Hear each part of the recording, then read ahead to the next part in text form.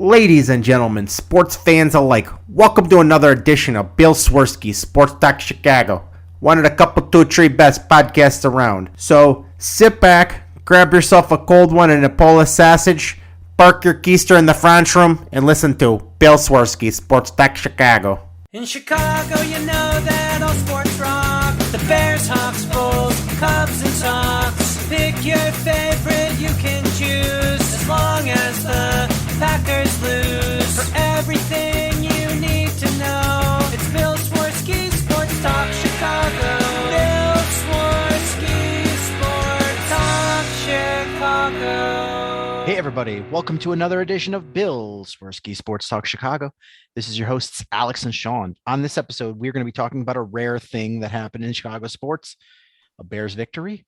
And we're going to talk about all the media hoopla that has been going on this week, little Bulls, little Blackhawks. But first, I'd like to thank our sponsor, the Rockford Ice Hogs. If you're not familiar with the Rockford Ice Hogs, they're the AHL minor league affiliate of the Chicago Blackhawks.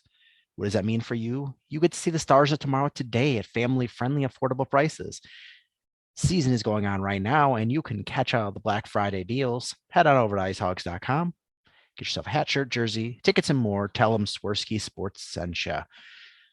Alex, we had the big day yesterday, Thanksgiving, one of the best holidays of the year for those who enjoy eating delicious food. Hope you and your family had a wonderful one.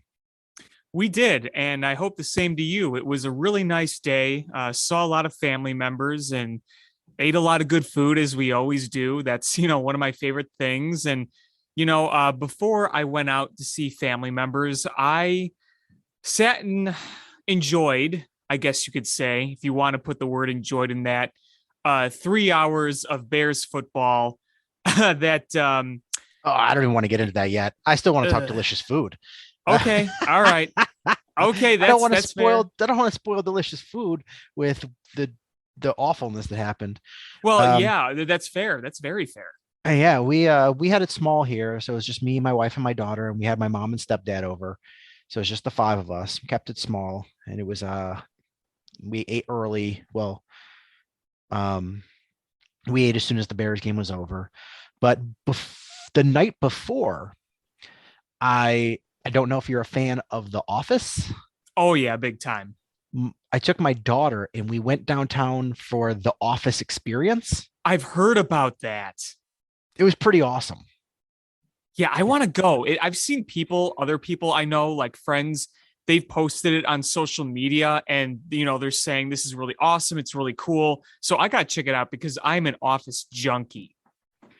Yeah, I'm a big fan. And it was a little pricey for the two of us to go. There's different rates for peak hours and things. And so apparently the day before Thanksgiving was a peak hour. So with taxes and fees, 2 tickets was like $109. But we went in and they had like costumes that people wore. So they had like Dwight's suit and they had Pam's clothes and they had the Jello mold with the stapler in it. Of course. They had Prison Mike's purple bandana. Yes. And then you go in and there's it's supposed to be like you walk in to the elevator to the building and it's got the Dunder Mifflin sign. And then from there, it's like you walk in through the glass doors, like you're walking into the office and you walk up to Pam's desk and it's set up just like the office. So they really went all out to do this. Oh yeah. I mean, you can listen to their voicemails on their phones, on their desks. You can rifle through their papers. You can rifle through their drawers. So like Jim has from season 1, that little bottle of champagne that he was going to pop open when he got his sale. They had the little champagne bottle. They had bowl of jelly beans on Pam's desk. They had the world's best boss mug on Michael's desk. You could play Dunderball in the back. That you could do whatchamacallit, the Icelandic paper racing. You can do that. You could take a picture of yourself with the gold medal that's made out of the foil tops from yogurts and paperclip chains. No flipping, no cheating. Yeah. They have then they had like you could go down the aisle to Pam and Jim's wedding ceremony and do the dance, and they would video you. Oh man, that is cool. Dwight's Beet Farm. It was cool. It was fun.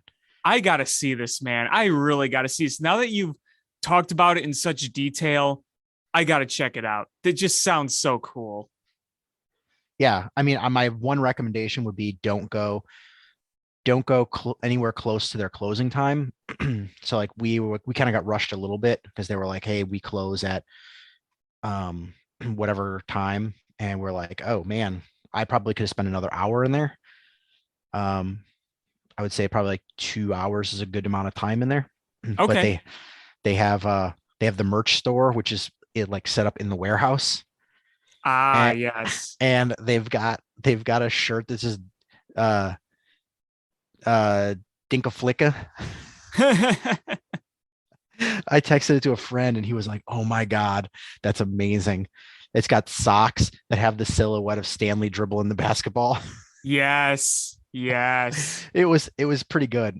I was pretty happy to see everything. And then my favorite moment of the whole thing, there's a photo opportunity where you could hold the pot of chili that Kevin spills all over the place. Excellent. Yes. I was hoping they'd incorporate the chili in that. I mean, you got to. That is a top 10 all-time best moment on The Office. I would say of all the moments you mentioned, two of my absolute favorites is the chili and Prison Mike. You mentioned Prison Mike's bandana. I remember the first time as a kid when I watched that, I was dying laughing. Oh man, it was so good. I holding Kevin's pot of chili. That was like one of my favorite scenes of all time. Everybody gets to know each other in the pot. He's trying to use like a binder to get it back in desperately as this chili is just spilled everywhere. It's just soaking into the gray carpet. And the thing is, you never see or hear about that incident again. That I think kind of makes it funnier. The fact that like this just hilarious but tragic thing happened, and it just like it's never mentioned or seen again. Like you never see like the stain in the carpet. You never hear him talk about it. It's just this one golden scene, and you soak in every minute of it. Yeah, my two criticisms. One, they have before you go in, there's like a lobby, and they've got the Scranton sign, like the welcome to Scranton sign. Yeah. And then they've got a map of like where some of the things are, like Jim's houses and Michael's condo. Mm-hmm. And they have one of the dots is Pizza by Alfredo. And but they don't have a dot for Alfredo's Pizza Kitchen. Yeah, that's the one that they like, right? I can't remember which one they liked and which one they hated, but I'm like, they should have both been on there. They only Alfredo's had the one. Pizza Cafe is the one they like. Pizza by Alfredo is the one they ordered but didn't like. And that's when Kevin said, it's like eating a hot circle of garbage. And the other thing is they didn't have the present that was left in Michael's office where they had to tear up the carpet. Oh, okay. Well, and I could see why they didn't have that one, but yes, of course. Yeah, they even had the candy machine with all of Dwight's stuff in there. Oh yeah, like his pencil holder, his nameplate, like his bobblehead, the picture of him and Mose. That's awesome. Yeah, it was fun. They even had the conference room and with the banner that just said, "It is your birthday," period. Oh, that is another all-time great. That was another time when I first saw that, I just cracked up. It is your birthday, period. Oh my goodness. They have. That is a great photo. I just saw it. You sent me. That is so cool. They had on one of the walls, they had a threat level midnight poster with like photographs of the script, like script pages. They have a section that's supposed to be Michael Scott Paper Company, and it has the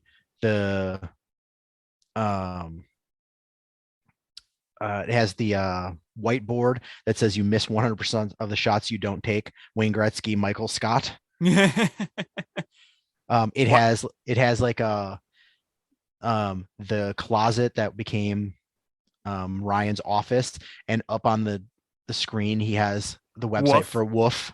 Woof. Yep. Oh, yeah. I remember when Jim put him there initially in that tiny little closet. Though I think one of my favorite kitchen scenes is when Michael is on the crutches and he falls between the toilet and you just hear him. It's like, ugh. And Toby's talking to him. Ugh, not you. Get Ryan. Ryan's dead. And then he comes out. Everyone, Toby, Ryan, who's supposed to be dead. Yeah, they've got the teapot that Jim gives Pam. Oh yeah, and The Yankee Secret Santa. Swap. Yeah. Yeah. There was a movie I was watching recently, or a TV show, and they mentioned Yankee Swap in it, and I just went, Yankee Swap. That's what makes it fun. Yeah, it's pretty good. Yeah, playing Dunderball. And they've got on Creed's computer, they've got his website. Oh, is that one www.creedthoughts.gov.www/creedthoughts? And then Ryan just says it was a Word document because he didn't want to expose the world to Creed's Creedness. Yes. So that's what he has up on his screen when you go to his desk. Love it. Is there a way you can listen to Ryan's messages from Michael? Hi, Ryan. This is Michael Jackson. Yeah, I didn't get to listen to everybody's voicemails because we were running out of time, and I want to see everything. But there's one more thing that I wish they would have had. If they would have had the scorecard on the back of the calendar for Hate Ball. Oh yeah, like those scores that go back like years. Yes. So I was flipping through all of their desk calendars and things on the accounting desks, because I was like, oh man, there's got to be the scoreboard for Hate Ball. But that all sounds really awesome, though. I need to see this. Yeah, it was super cool, and like I have no idea how long it's going to be there, so I was like, I'm just gonna go. Yeah. I when I was in the city a few days ago with a friend, we were at Gallagher Way at the Winter Wonder Fest. Me too. What day were you there? Yesterday. Yes. Okay. Because I know you texted me that picture. I just wasn't sure if that was yesterday. We were there Monday, right when it opened around 3:00, because it opens at 3:00 during the week. So yeah, we were there, and it was good to have that back again. It's a nice, fun little setup. You got some nice little shops there, and places to buy some food and some hot chocolate. And the whole time I'm there, I'm looking up at Wrigley Field itself, thinking, man, you're making this money from these tchotchkes. You want to put some of that towards, maybe Marcus Stroman or Corey Seager or Nicholas Castellanos. That would be nice. No, I saw the Ricketts family standing outside, and they were like, make sure to buy some tchotchkes so we can buy some mid-level free agents. Was John Lackey there lassoing people who didn't buy tchotchkes? Because he wasn't there when I was there. No, but I saw Buttercup was they were cleaning up Buttercup poop, so he was probably there at some point. Yeah, probably giving horse rides. Could you imagine Buttercup giving like a horse-drawn carriage around Wrigley, and John Lackey's like in like an Ebenezer Scrooge like top hat and like scarf, going, giddy up, Buttercup, giddy up, and he's spitting in his spittoon as the patrons are just trying to enjoy their little ride. Oh God. Yeah, we were coming back from the office Wednesday night. Rather than trying to park downtown, we just took the L, and coming back, we took the L to the bus. so I could show my daughter Wrigley Field at night. Mm-hmm. And so we get off the red line and walk over to Wrigley. We're waiting for the bus, and they had that giant teddy bear outside. And she's like, "Can we get a picture?" And I'm like, "Let me see when the bus is coming." And I'm like, well, I can see the bus. I'm like, "There's no way we're gonna get over there, take a picture, and run back and catch the bus." She's like, "But I want a picture." I'm like, "We'll come tomorrow." So we went down there before the terrible 3 hours I spent watching the Bears game, which kind of leads us into that. And even before that, we had, and all of you guys are probably aware of this, unless you were in a coma for the last week. Mark Conkle from Patch.com, who is a Pulitzer Prize winning author, journalist. So, like, he's a credible journalist. And he made a report that Matt Nagy was going to be let go after the Thanksgiving Day game.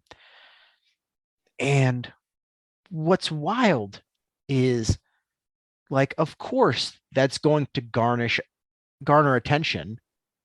And it got, the Sun-Times, the Tribune, all the beat writers, 670 The Score.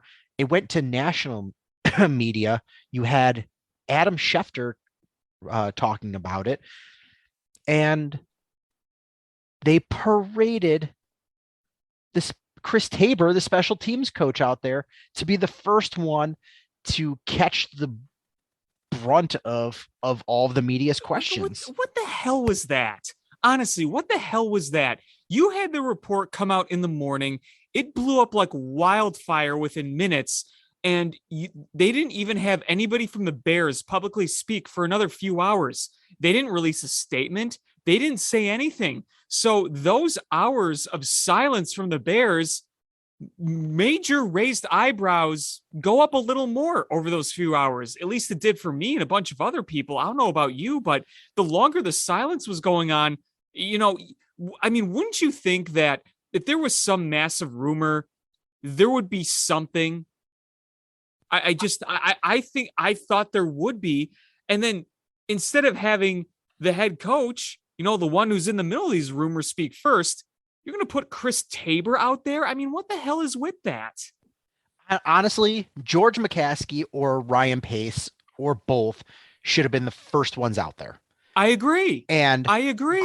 Greg Gabriel is tweeting out, the Bears made the right decision. You can't just respond to every internet rumor. And I'm like, this isn't like this was a random blog that put this out.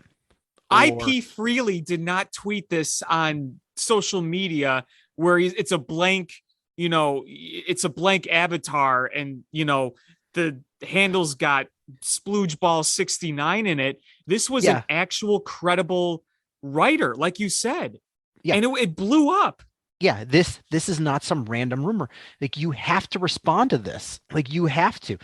And the fact that they didn't until they put other coaches out there, they put the Matt Nagy out there, they put players out there, and then George McCaskey responded to the team privately, and then Ryan Pace later responded through one of the radio stations. Like, that's not accurate, as he says, like a robot. And I pointed it out, is, first of all, I 100% believe that was going to happen. Like, they were going to fire Matt Nagy. I 100% believe that was an accurate statement. And the fact that they haven't yet is because they are backtracking, because they're embarrassed the way they're being portrayed right now. So you think that report was true? Yes, I 100% believe that was true. And they are backtracking now because I believe that for a few reasons. One is, we all know how bad the situation is getting. Two, yes, Ryan Pace has been trying to distance himself from Matt Nagy. And I think that Ryan Pace has entrenched himself within the organization where he's going to survive this. I agree. I agree. I And don't think he's going anywhere. He I don't might think not have he's- the same title, but he might still be there. Yes. And so I think part of him cementing his place there is cutting ties with Matt Nagy early. And I think that was totally the plan. It got leaked somehow. And there are speculations, but one I've heard is Matt Nagy heard and he leaked it himself to buy himself some time. Yeah, I heard that speculation too. I don't know if I believe that one, but I don't either. I fully believe that they were planning to fire him. They saw how bad they looked in the eyes of everybody, and they are going to postpone it. Here's something I want to point out. I'm going to point out something first, and then I'm going to ask you a question. The thing I'm going to point out is that if you saw the reports of when George McCaskey actually addressed the team, I'm pretty sure he didn't do that until the next day or right before the game. Right. Like, he did not talk to the team that day. You should be down there on the field talking to the team. That team's practicing at Hallis Hall. These rumors come up. You gotta, whether or not they're true, how you're gonna handle it. If this was truly a rumor, you should have been addressing that team right away. Even if it wasn't just a rumor, even if that was what you were gonna do and this leaked out, you should be addressing your team right away. Why would you let a team that is preparing to play a football game in 48 hours from then? Why would you wait to address that? Don't you think them kind of waiting on this, trying to prepare under this cloud? We don't know if Nagy's going to be our coach or not in a few days or not. Wouldn't you want to address that right away? You would think so, but they're a bunch of bungling idiots. Here's what I don't get. And I'm still going to ask the question I've been meaning to. I want to say this. How can you be this out of touch? I'm talking to George McCaskey and the higher-ups. How can you be so out of touch? Like, listen, I have rarely given them the benefit of the doubt on many things for many reasons. But to be this out of touch, don't you think that addressing the rumors right off the bat, making a statement right off the bat, and addressing your team that is preparing to play a football game in 48 hours, doesn't logic tell you, basic logic for people who are either in business or working at, wherever? Don't you think logic would tell you you need to handle this a certain way, and yet they don't? Yeah, I mean, honestly, there's a way with grace and humility to, after this article came out, go to the media and say, listen, that this was the plan. And we apologize that it came out like this. Matt deserved better than that. And we're sorry. This is the direction we are planning to go. And we thank Matt for his service. And you could, like we made a group decision, and we apologize that somehow that information got out before we talked to Matt. Like, there's a way to do that. Yeah. If it was true, that's how you say it. If it wasn't true, you come out right away and say that's not true. Right. I mean, and here's my thing is Matt Nagy and Ryan Pace both used a specific word when they were talking about that report. Not accurate. Correct. Mm-hmm. Why didn't they say it was false?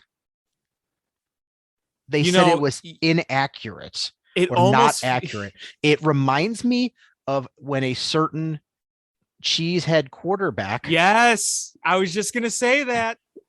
He was immunized. Yeah. He was not vaccinated. Yes. Words have meanings. And so when you publicly say and use a specific word, like the fact that they both use that same word really made me go, So I do think that where there's smoke, there's fire. And I think that the fact that this came out, I'm guessing the reason that they said inaccurate rather than false is because there were parts of it that were not true. And I'm guessing the part is that they already told Matt and he was still going to coach anyway. That is the part that they were said is inaccurate. Interesting. Yeah, that's interesting. But I think they didn't say it was false because it is true and they didn't want a bold-faced lie. But the fact that this came out is I guarantee that Matt Nagy will keep his job for the remainder of the season because of this report. I could see it. I mean, Sean, at the end of the day, I truly believe that Matt Nagy is not going to be the coach of this team come January, whenever Black Monday is this year. I think in terms of being the coach after this season, he's as good as gone. But the question I want to ask you is, do you think that had the Bears lost to Detroit yesterday, do you think that would have changed anything? Absolutely. If they would have lost to Detroit, I think there's no way Matt Nagy would survive that. Going into a 6th game of a losing streak to the worst team in the NFL, who is actively trying to lose that game, how in the world could you keep your job after that? Yeah, no, I mean, that's kind of how I feel too. And I think that's the reason why a number of Bears fans were rooting for Detroit to pull that out, and, I know we'll talk about the game in a minute, but when this was all happening, the game in Detroit almost felt like this is the least of the Bears' worries, is that game in Detroit. I mean, this was one of the most embarrassing weeks in Bears football, and they won a game. I mean, what does that tell you? I mean, they won against Detroit. This is technically a Bears victory show, if you really want to call it that. I mean, it's hard to call it that, but it technically is. But I mean, when this was all coming out, this was the focus. And like I said earlier, this was all happening when the Bears had just 2 days to prepare, essentially 2 days left to prepare to play a regular season NFL game. I mean, it wasn't a bye week. It wasn't, the game wasn't on Sunday. Game was on Thursday morning, local time. Right. And I guess my frustration is Matt Nagy and the Chicago Bears organization are acting like scoring 16 points against one of the worst defenses in football,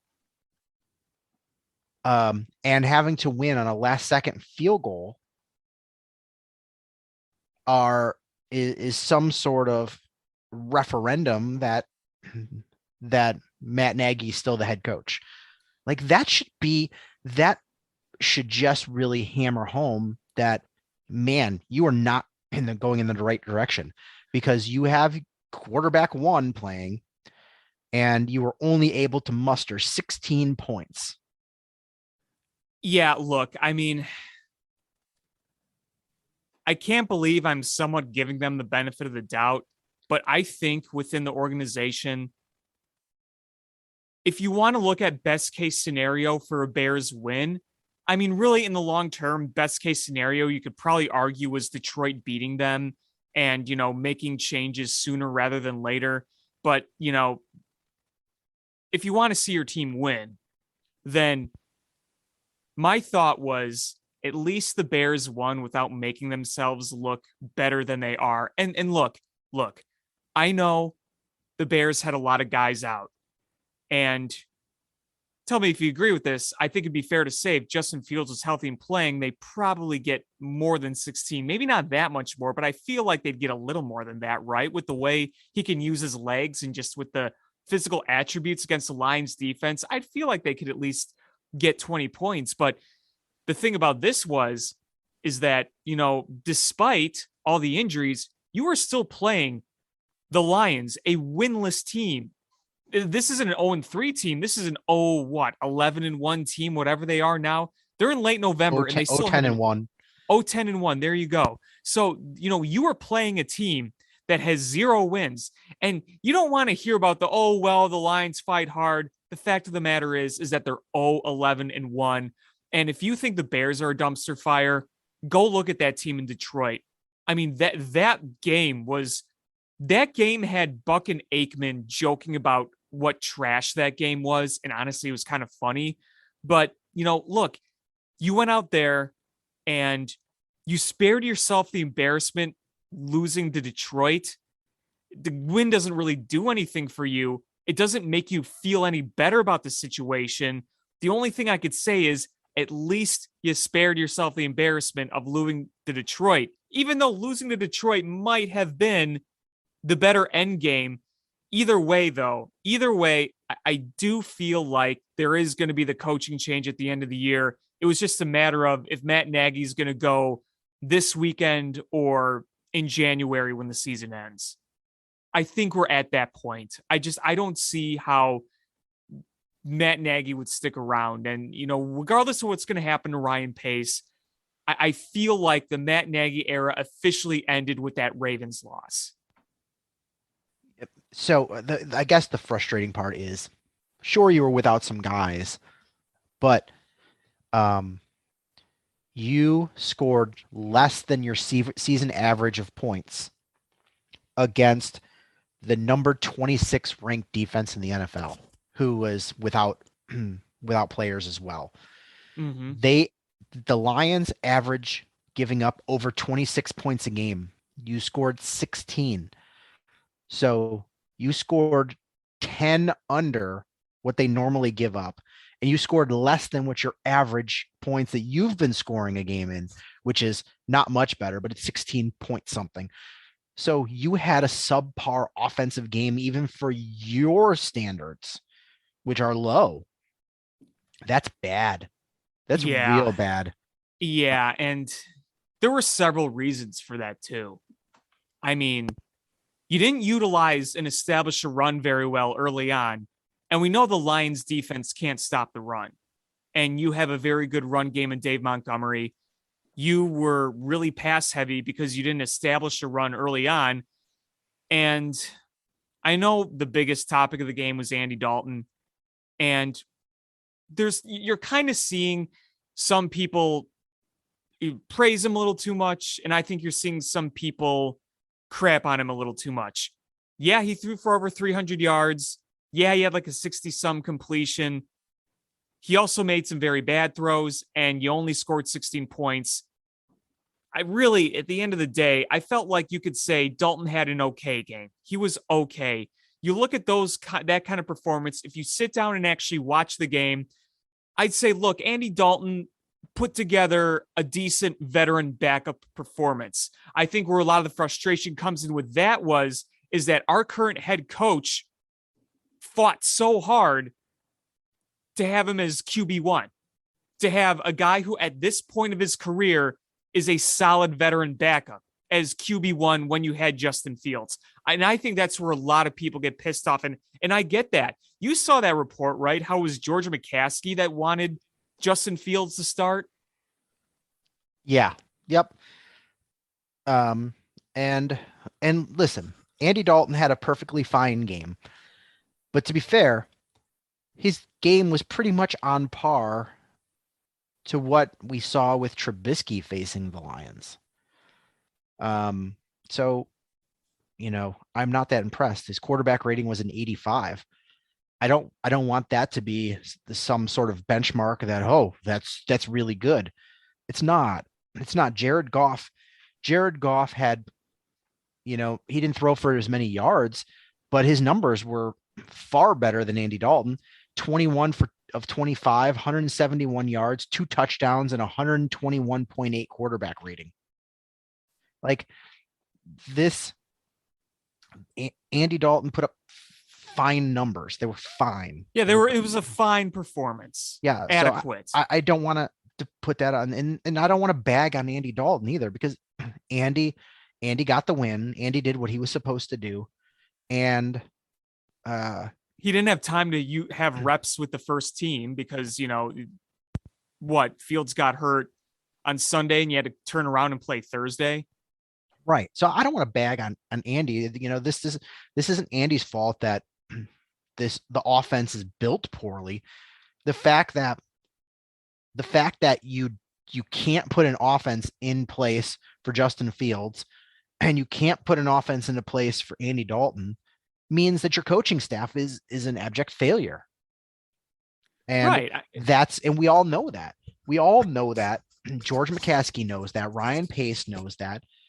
And I don't want to beat up on Matt Nagy the whole time because you know what? Ryan Pace said, here's the team I'm giving you to put on the field. And Kindle Vildor is the number 2 cornerback. Here you go. Yeah. I mean, I think people have made the points too that we've strayed so hard on Matt Nagy, and then sometimes we've ignored some of the issues with Ryan Pace. And, just to go back to Matt Nagy really quick, what we've seen the past week, obviously we're ready to move on as him as a head coach. We are. It's not working. He was supposed to be an offensive guru. He is not. I am going to say this. I do think it's a shame that his family has to take some of the brunt of this. And I do feel like there are times when fans and media get a little too personal when it comes to this. And I think you got to draw a line somewhere. Listen, I want a new head coach too. I want a new, football mind leading this team, but you got to draw a line somewhere, right? Yeah. And I know the point you're talking about where the high school football game where his son was playing, the crowd was chanting. We also have to remember, and I agree with you, like don't take it out on his son. Matt's an adult. If you want to chant it, to him at a Bears game, that he should be a big boy. He signed up for that job. That's fine. Yes. But the point I do want to make about the football game was it was other kids doing it. Right. And, if it was a group of adults doing it, I would probably be much angrier. Me too. It was kids doing it. And, right. That was their idea. It was. And kids are mean and they don't know better. And that's, so I'm not going to beat that up, beat them up too bad. I mean, it was poor taste.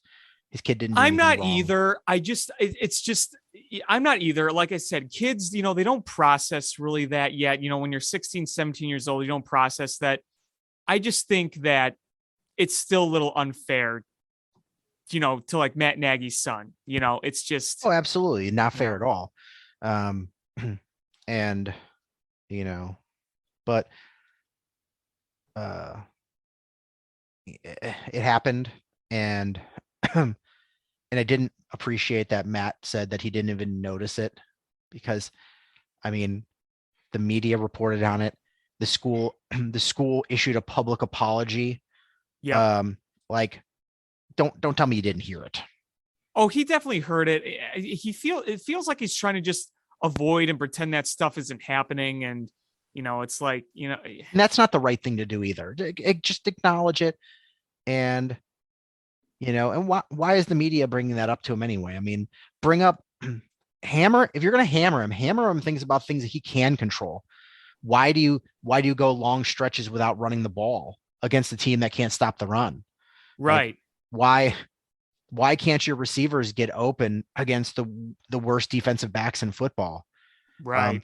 Why does your offense, even with your QB1, only able to muster up 16 points against the number 26 defense in football? Yeah, I mean, those are all valid questions. Like those, hammer them on those. Don't hammer them on why were kids taunting you at a football game. Yeah, don't hammer his personal life. Hammer what his actual job is, what he's getting paid millions of dollars to do. Yeah, like those are the things you should be hammering him out. Like that's keep it job related. Like it's not like you can't find a million things that you could hammer him about for his job performance. Like those exist. Just hammer Right. him about those. So if you want to hammer him about his job based on his job performance, like those are all available.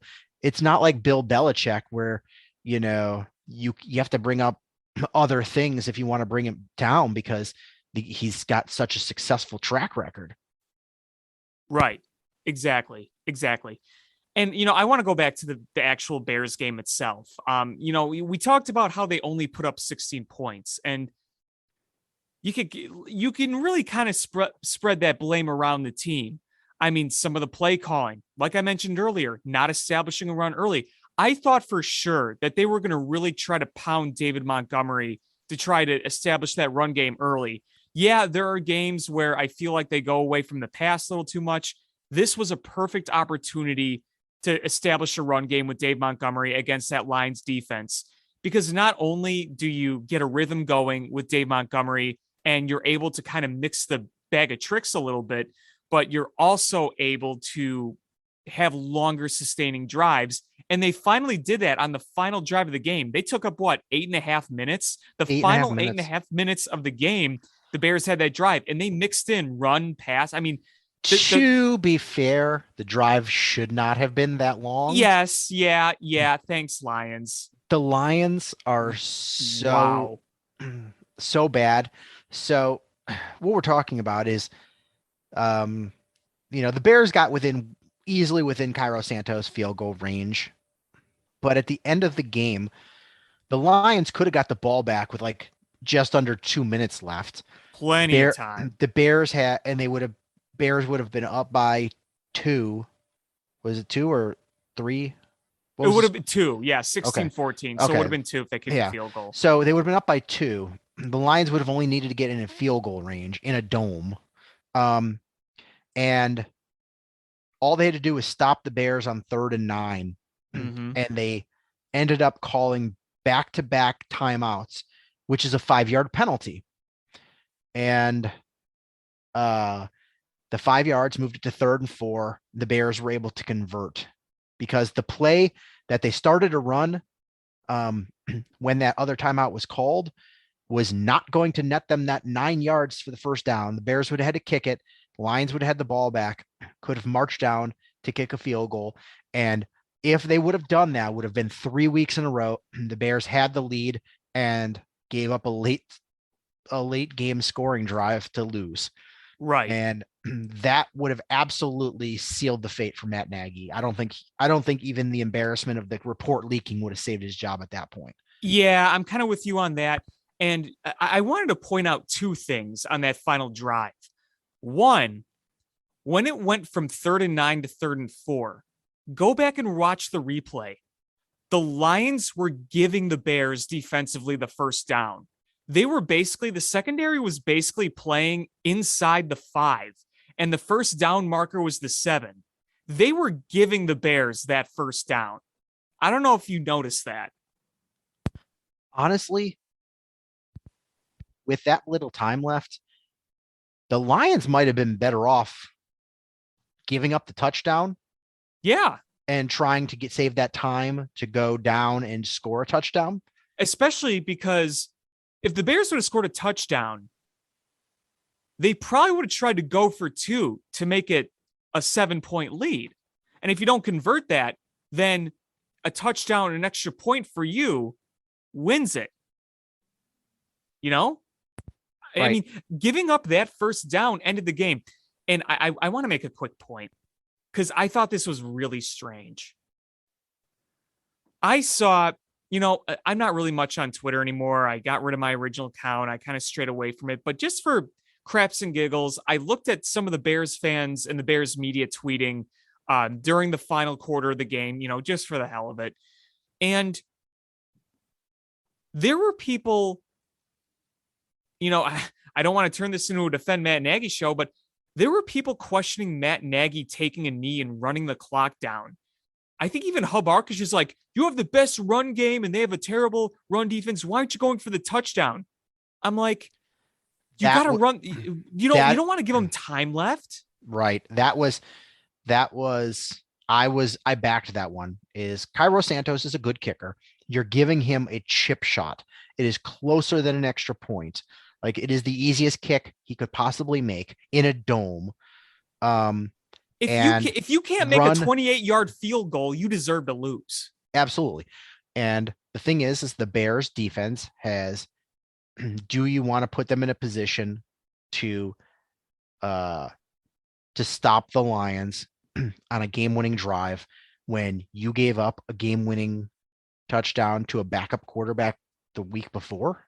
And the game before that, they took the lead and Pittsburgh came down and won the game after that too. It was 2 weeks in a row in that. Yeah. I mean, do you want that to happen a third time? Right. Like, run the clock out. They don't have that opportunity. You either miss the chip shot field goal or you make it and you win. You have like a 96% chance to make that field goal.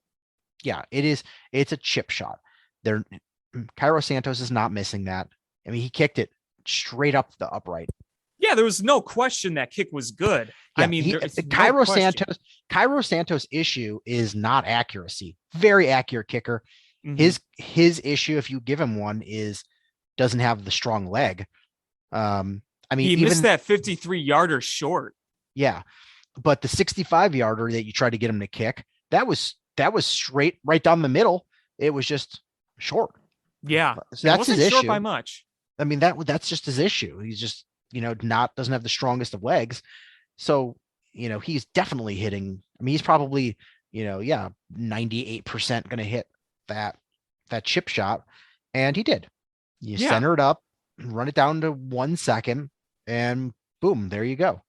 That I thought that was coached perfectly. I mean, wouldn't most coaches do that? Wouldn't you think it? The only other thing I could say is maybe you run it down a few more seconds on a third down, and that way, if it's a bad snap, you can fall on it. But running it down, it's your safest thing. There's no chance that they can try to score. Game is over. I didn't beat him up on that.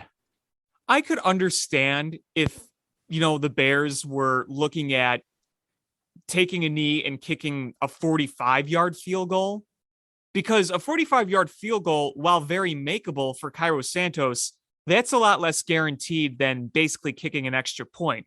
I mean, this was a chip shot is what, that's, I would have done the same thing if I was Nagy. Just run the clock down, get it to 1 second. Don't risk fumbling or giving the Detroit Lions any time left. And look, I get it's the Detroit Lions and their offense, especially without DeAndre Swift, is an absolute dumpster fire, but you never know. I mean, again, last week, it was a backup quarterback. They had 9 points the entire game, and they drove down easily and won the game on you. Yep. So you don't want to give them the ball back. Jared Goff was slicing you up. Yeah, I mean, a lot of dinks and dunks, but yeah. But I mean, there was, they were not stopping Jared Goff really. So yeah, I don't give him the opportunity. Like, I mean, sure, it would have been nice to have a touchdown, but like, you're trying to win the game. Who cares? Yeah, you're trying to win the game. That as much. I'm going to be fair when I beat up Matt Nagy. That is not a criticism I'm going to make of, that decision. And frankly, I'm surprised it was even questioned. Like, honestly, I thought that would be the logical choice. Yeah, totally fine with that one. But back to Dalton, like, numbers were fine. He threw that brutal interception in the end zone. Oh yeah, he was trying to get to Bird. That was bad. That was a bad one. And then there was another interception that was right in the guy's hands. And if Jesse James doesn't do a pro wrestling move and slam the guy down by his face mask, that's an interception. Yeah. So he's totally, almost makes two boneheaded mistakes that costs you. This was just not a performance that you should really hang your hat on. I mean, there's a way to beat the Lions and go, yeah, we're proud of what we did here. If you drop 30 on them and you hold them to, nothing, and like, you could be like, oh yeah, we defensively shut them down. Our offense was clicking. We even put Nick Foles in at the end of the game to get some snaps because we were up by so much. But having to kick a field goal with no time left to score 16 points and just to beat the Lions by 2, you didn't even beat the Lions in the spread. Nah, not a substantial win. Which is why I feel like if the Bears, like I said earlier in the show, if the Bears are going to win this game, that's kind of how I wanted them to win in a weird, twisted way. I mean, it's, when you look at it, it's like, don't give the Bears brass any reason to believe in something that just isn't going to work. But I'll tell you, man, when I was sitting and watching that game, just the fan inside clicked. Even though the logical brain understands a loss probably moves the process on further, and that's the logical thing to want. But the fan in me was like, dang it, man, I do not want to lose to this winless Lions team. Haven't we been through enough this week? And the Lions did everything possible to lose. I mean, they had 10 penalties, and so many of them were drive killers. Yeah, I mean, they were in Bears territory, twice? And then they were backed up like 30 yards due to penalties. And, they ended up having to punt. They had what? 2 different occasions, 2 different drives where they were like 3rd and 30 something. Yeah. Brutal. Like, they are brutal with they lack talent. They lack discipline. And it is just a bad combination. And that's a team that you barely beat. They were beating you in the 4th quarter. They were beating you all the way until there was no time left. Yeah, you only had a brief lead, 13-7 at one point, 10-7, 13-7, and then they scored the touchdown, take the early lead. I'm going to say this, though. Even in the 4th quarter when we were losing, a lot of people I knew were like, oh, yeah, we're going to lose to the Lions. And I was texting, yeah, we probably are. But deep down, I'm like, the Lions are going to find a way to louse this up. They always do. And they did. A good friend of mine is a Lions fan. And I was texting with him, and I was like, hey, I think your Lions are finally going to get a win. And he goes, there's plenty of time left for them to screw this up. And he's like, they'll find a way to screw this up in the dumbest way possible. And they did. I mean, they do it every week. You got to get used to it by now. I feel so bad for Lions fans. Like, how do you keep showing up every week on that's my team? Like, when they're so bad. I know. One of my best friends from college, shout out to Chris. He's a Lions fan, and he's like, dude, I'm not even watching this game. I have zero interest in it. Like, I don't want to do it. I'm like, dude, every week I contemplate my Bears fandom. I don't know how the hell you do it. And every now and then, whenever I need to, this is really sad because this is how pathetic the Bears have become. We've basically become the team that's at least better than the Lions. That's basically who we are right now. And every time I feel bad about my team, I go to the Detroit franchise encyclopedia on Football Reference, and I see that all-time losing record. I see those 0 Super Bowls won, 0 appearances, and I look and I see all those seasons where they have 3 wins or less because there's a lot of them. And I'm like, dude, how does anyone still root for this team? And I want to point this out too. I don't know if you noticed on the telecast, I saw a lot of empty seats at Ford Field yesterday.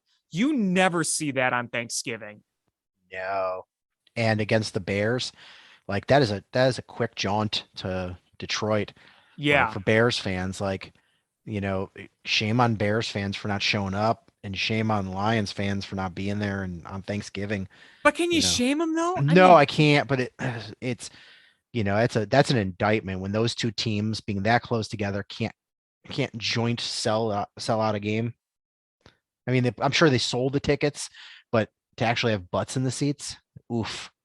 I mean, because it's not like, oh, there's one empty seat there, one empty seat there. When I saw them pan around, I saw quite a few empty seats. And look, I got to give Detroit fans credit.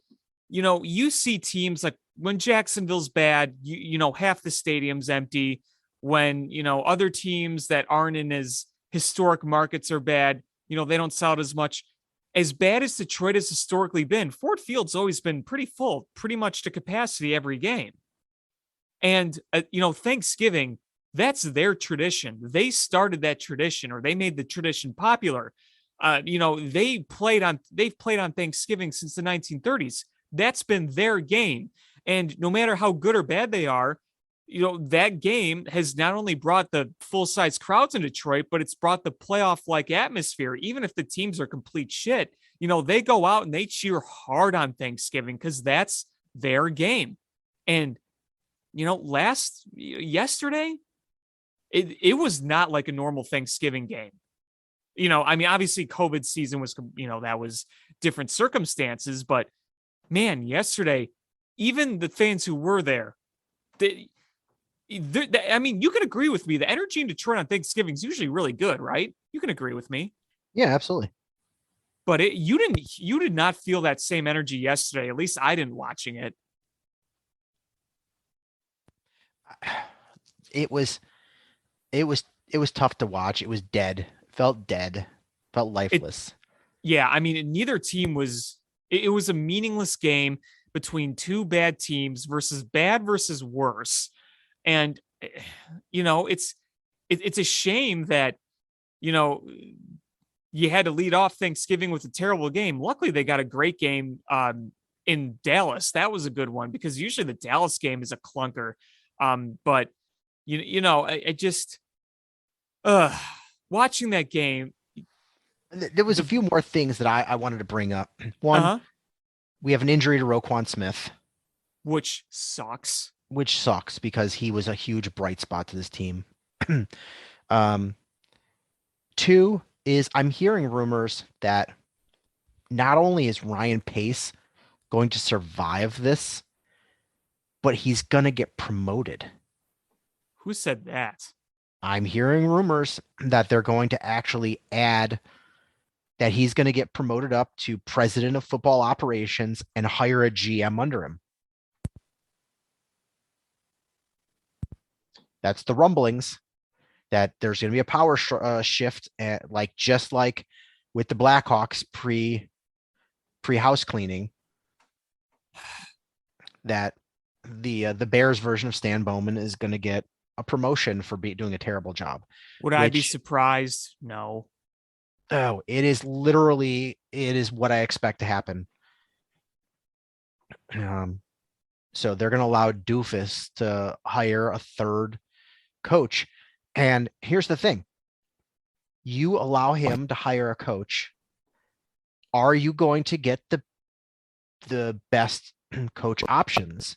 Because people are going to be like, well, if I'd have no talent and they fire the general manager, I'm going to get fired too.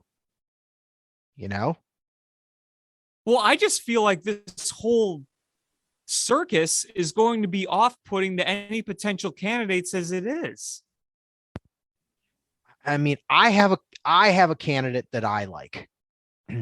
As coach? Yes. Leftwich by any chance? Byron Leftwich is my guy. Yeah, I like him too. People have brought his name up and I like that. He's actually calling the plays. He's not a puppet.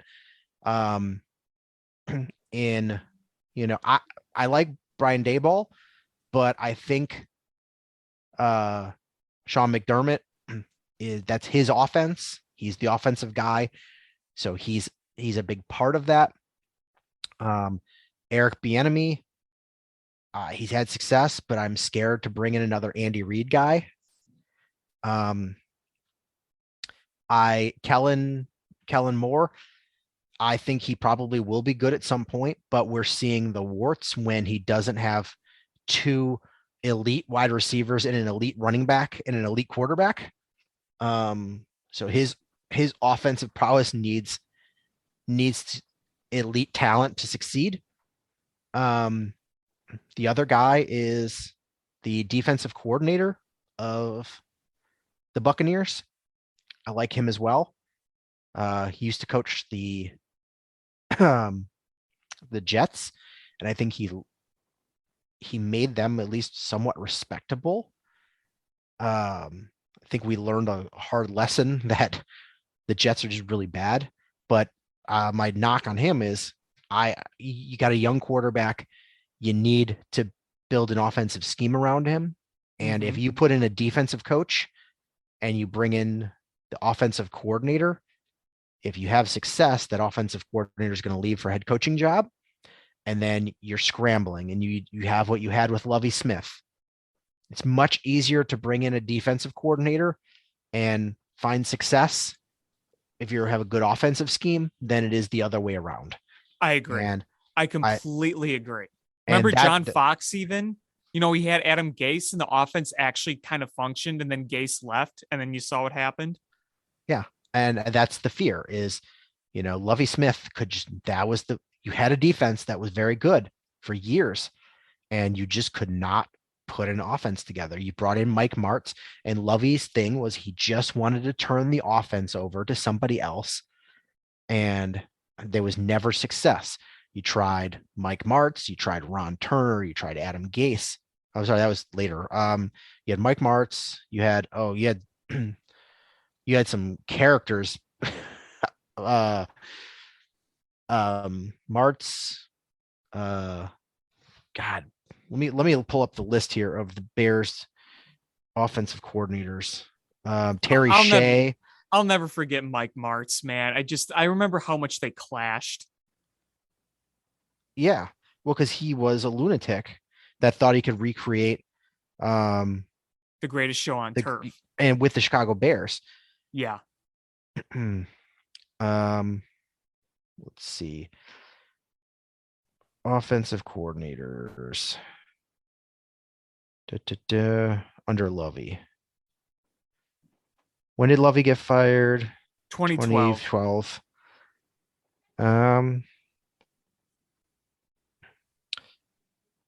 Mike Tice. Mm-hmm. Mike Who was Martz, once your offensive line yes, coach. Which is weird because he was a tight end. Mike Martz. Ron Turner. Ron Turner for a couple of years. Terry Shea. Wasn't Ron Turner wasn't he around for like the Orton years? Yes. Or he was around for a bit, wasn't he? He was around for like 4 years. John Shoup. So that was your. Oh, John Shoup was under Dick Geron. So Lovey's first was Terry Shea. He lasted 1 season. They fired him and brought in Ron Turner. So 2015 was where it was at, with Ron Turner as your offensive coordinator, Ron Rivera as your defensive coordinator, and Daryl Drake as your wide receiver coach. That's what I said. That's what I said. And then Ron Turner was the offensive coordinator in 2005, 2006, 2007, 2008, 2009. Mike Martz was in 2010 and in 2011. Mike Tice was 2012. What a collection. Old Ron, 2 stints with the Bears and went to the University of Illinois. But yeah, so cast of characters in there. But like I said, that was Lovey's downfall, is just couldn't figure out who to have be your offensive coordinator. And you're building around a young quarterback. You want to put an offensive scheme. I think Byron Leftwich is a really good candidate. He is calling the plays, and that offense is humming along. And sure, you've got a lot of good talent and you have a Hall of Fame quarterback, but I really think he's got a good understanding, because we saw Tom Brady was winning in New England those last couple years, but how many times were people going, are we seeing the end of Tom Brady? And he goes to the Buccaneers and finds the fountain of youth. And I think part of that is Byron Leftwich's offensive scheme. He's done a great job there. Absolutely. So I'm on the Byron Leftwich train. I mean, he'd be my ideal candidate as of right now. You'll see what other guys may or may not become available, but it's obviously something that we start thinking about at this point. You got 6 games to go, and then next thing you know, you essentially got a month of games left. So you got to go, start thinking about that and stop embarrassing yourselves. Yeah, he's been the offensive coordinator for the Bucs for the last 3 seasons. He was the quarterback coach 2 years prior to that. He's won a Super Bowl.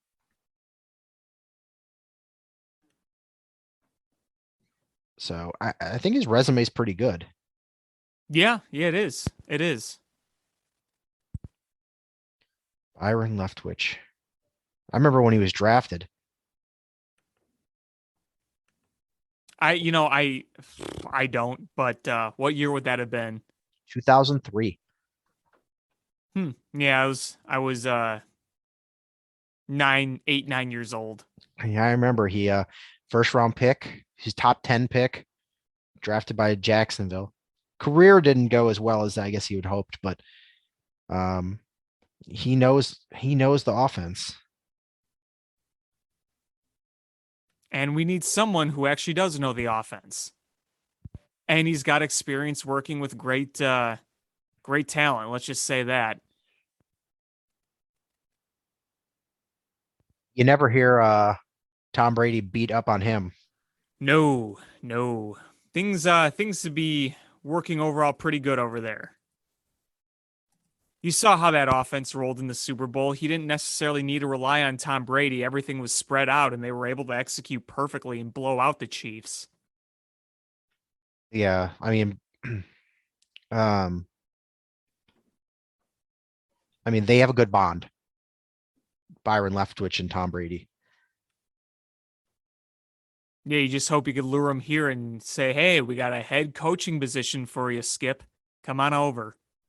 What's funny is he's got to be right around the same age as Tom Brady. Probably, yeah. Yeah, because Tom Brady was what, 1999? Was that the year he was drafted? Tom Brady is older than Byron Leftwich. I was gonna say if Byron Leftwich was drafted in 2003, then Tom Brady's got to be older. Byron Leftwich is 41 years old. He'll be 42 in January. Yeah, that's kind of funny. But that's my pick. I think that's the go-to obvious one. I do like the things that Brian Daboll has done with the quarterback in Buffalo, but I think I prefer Byron Leftwich. I think that's my go-to guy. Mm-hmm. Like I said, Eric Bieniemy, I think he's earned the right to be a head coach. You can't go back to back Andy Reid tree head coaches. Yeah, I can get the hesitation behind that. Yeah. What else? I think that's all I wanted to. One more thing I wanted to say about the Bears is somebody just needs to tell Jakeem Grant to stop taking the ball out of the end zone. Take the dang knee, stop running it up and only getting to like the 18-yard line. Like if you got a touchdown every once in a while, or at least taking it to the, like midfield, 40, 50 a few times, like then I'd be like, all right, we're taking our opportunities here. But I can't remember the last time he brought it past like the 35, and that's rare. Usually it's between the 18 and 25. Like, just take the knee, man. Just take the knee. Yeah, exactly. I know it's been driving me absolutely crazy because you're setting up, less. You end up getting less than what a touchback is. I mean, Cordell Patterson, you trusted him every time.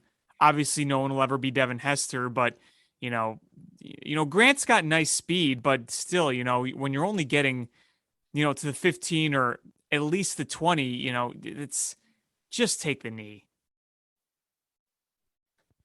Um, yeah, and yeah, I just can't have that.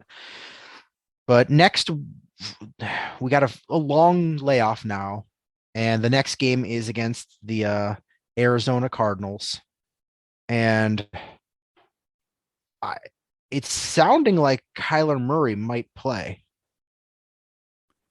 Yeah, and we're not sure on Justin Fields either. So you might get both, you might get none. We'll see. But I mean, the thing is they've been playing really well with Colt McCoy. Yes, they have. Yes, they have. That's been good because it's you know, without him, they probably would have hurried Kyler Murray back. But Yeah. Colt McCoy's played really well. It's given them time to rest Kyler Murray and take their time. Um, Kyler Murray or Colt McCoy led them to a victory over the 49ers. He's put up some good numbers. And God, honestly, I don't know who I don't want to face more. I'm, I think honestly, I think the Bears losing streak starts again next Sunday. I mean, the Cardinals are fully better than you. They're obviously the better team. And you're going to see how much capacity you have in terms of who's healthy on your team. If you don't have Roquan Smith next game, that's going to be a really big blow. And we'll see if Andy Dalton plays. We'll see if Justin Fields plays. I don't know, but yeah, I'm not really liking the Bears' chances in that one. I'm quickly going through your remaining games here. Let's see.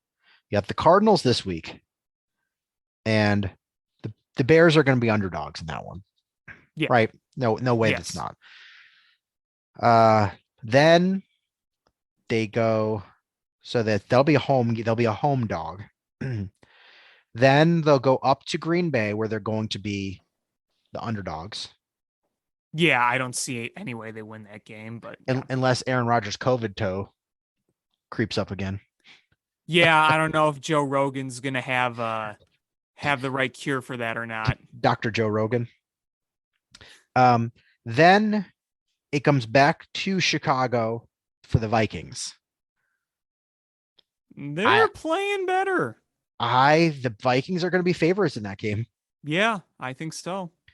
Then you go to Seattle to face the Seahawks. And the Seahawks are not good. No, they're not. But they are at home. I think the Bears are underdogs. Yeah, the Bears are probably underdogs in that one being the road team.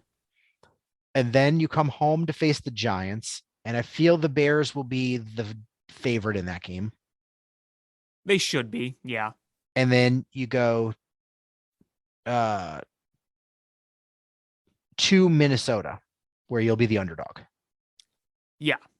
So you got 1, 2, 3, 4, 5, 6 games remaining, and you're going to be favored in max one of them. Sounds like it, yeah. Man,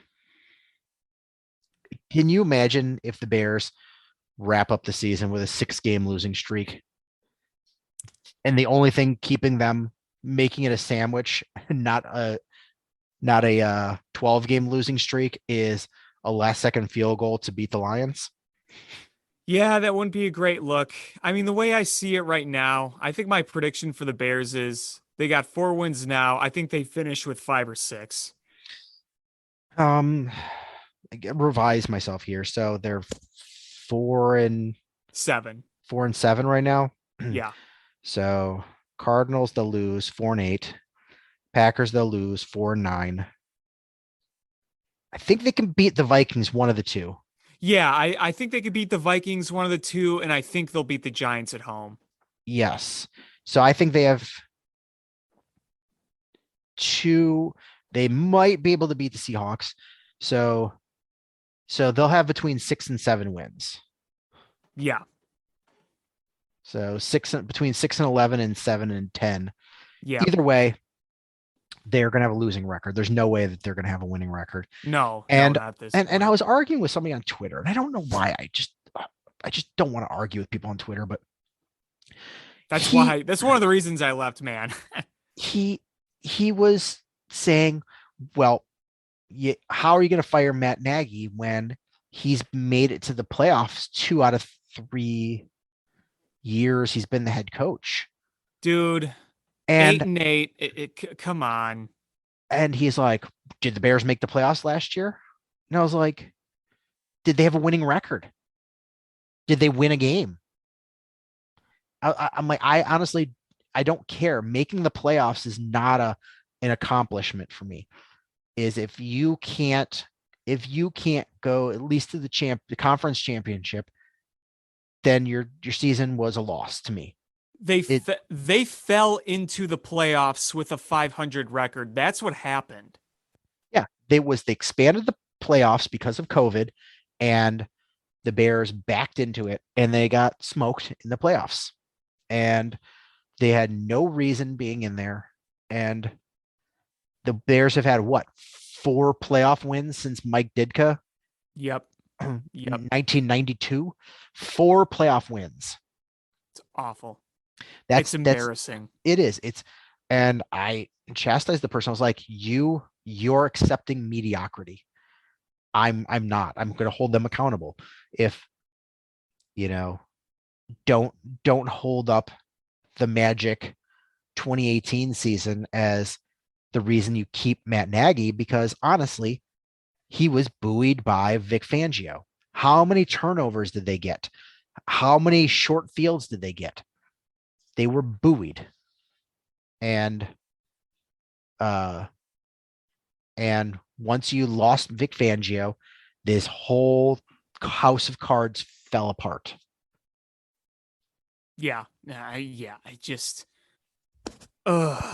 you can't look at this and say, oh, he deserves to, stay on longer. He deserves more chances. You brought him in to be an offensive guru. Their offense has been consistently terrible. Last year's playoff, trip was 8-8, and everybody and their mother knew that the Bears had 0% chance of winning that playoff game, and they didn't. It wasn't even a game. It was not even close. They were in the playoffs for 3 hours, and you barely even noticed they were there. And you have, right now you have a losing season. You're 99% chance going to finish with a losing season, and you haven't had a winning season since 2018. 500 is not a winning season. And you had back-to-back 500 prior to this year. Yeah, it's not acceptable. And to top it off, your offensive rankings are just at the bottom of the league. Like, yeah, this is not what we signed up for. This is not working. This has to change. And I don't care how much you think Matt Nagy's a nice guy. This is a result-oriented job, and he doesn't have the results. He needs to be let go. Look at Doug Peterson. Look at all the playoff wins he had and the Super Bowl championship he had. And then the Eagles started losing, and they jettisoned him. That was after playoff wins and the championship. Yeah, this is not somebody being let go of their job as, the janitor of the local school, where you're like, how is he going to feed his family? Blah, blah, blah. Like, this is a man who's made, at the end of the contract, it's going to be like $30-something million.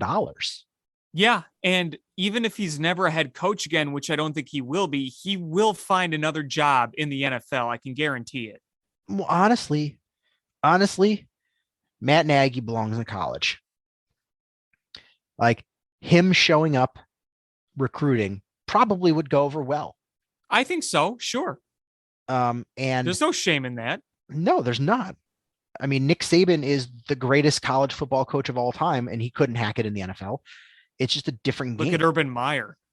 Yeah, it's a different game. It's college is all about recruiting. And relating to kids. Yes, Matt Nagy, I think, would do well in that. I think so too. I think he'd do very well, actually. And there's a lot of marquee jobs open. And look at what they're paying these days, colleges. Even a mid-level team, you're probably making like $2 million a year. Yeah, that ain't shabby. And where you have no expectations of winning a national championship. Like if you go to Ohio State, you go to USC, you go to Alabama, go to, Florida, like they expect you to 10 wins is not enough. They expect you to be competing for a national championship every year. Yeah. But you know what? If you go to, Northwestern is a prime example. You go to Northwestern, they have no expectations of winning a national championship. And their head coach makes, $2.5 million a year? And like that is like the sweetest gig ever. Pat Fitzgerald's gonna be the next Bears coach, isn't he? That would be such a Bears thing to do. If they hire Pat Fitzgerald, I'm becoming a Buccaneers fan. Like, honestly. Pat Fitzgerald gets paid $5.2 million a year. That's pretty good. Why on earth would you ever leave that job? Like, there is not an NFL job that would make me want to leave that. Is sure, you might get paid an extra $1 million a year, but like, is that like the pressure skyrockets? Your pressure skyrockets. Like right now, you get to live in Evanston, which is a really nice place to live. You get to go to work on the Northwestern campus at a place that you're super comfortable with, that they love you there, and they're accepting of your mediocre results, and you get paid $5.2 million a year. And talk about job security. He has a job for life. And why in the world would you ever even flirt with leaving? I wouldn't. Like, honestly, if I was Pat Fitzgerald and the Bears were backdooring, coming up to me saying, hey, what would you think about coming to the Bears? I would, in case somebody was making a secret film, I would make a video of myself and send it to every news outlet. No, I will not make out with you. No. That's a no from me, dog. Like, it would just emphatically, nope. Randy Jackson happen. I would, it would be Adam Sandler, combination with Randy Jackson with, every way no possible. I would just be nope, not going to happen. Noopity noop. Yeah. There's no way that you would get me to coach the Bears where I would get fired in 2 years and then have to go find another job when I could just happily earn $5.2 million with less stress and a shorter season and just be happy. Yeah, absolutely. Do you want to talk Blackhawks? Or you want to talk Bulls? We could do Hawks first and save Bulls for last. Sure. Hawks had 2 games since we last recorded. They had a 5-2 loss to Calgary, which was really good. Yeah, like Calgary is very, very good. Very good. And score-wise, the Blackhawks were in this all the way to the very end. And then once Calgary got that go-ahead goal, they ended up two empty netters to just pad the score. But I mean, this easily could have gone into overtime. We had the Blackhawks scored when they had the extra attacker, and it didn't. But it didn't really tell the story of how much the Blackhawks were being dominated in this game. The Flames pretty much had control for damn near all the game. Maybe 10 minutes the Blackhawks were pressing the issue, but the Calgary really dominated the pace of play most of it. Yeah, absolutely.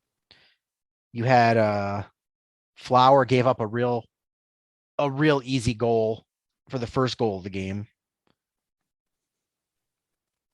But I think the most noteworthy thing is Kirby Dach got no fist fight. Yeah, showing a little grit, little toughness with his size. Yeah, I mean, he saw the cat get hit and he was not having any of it. And it's funny because Kirby Dach clearly is not a good fighter, but he was like, what I lack in skill, I'm going to make up in ferocity. And he just went after that dude. Yeah, it was like a wild animal.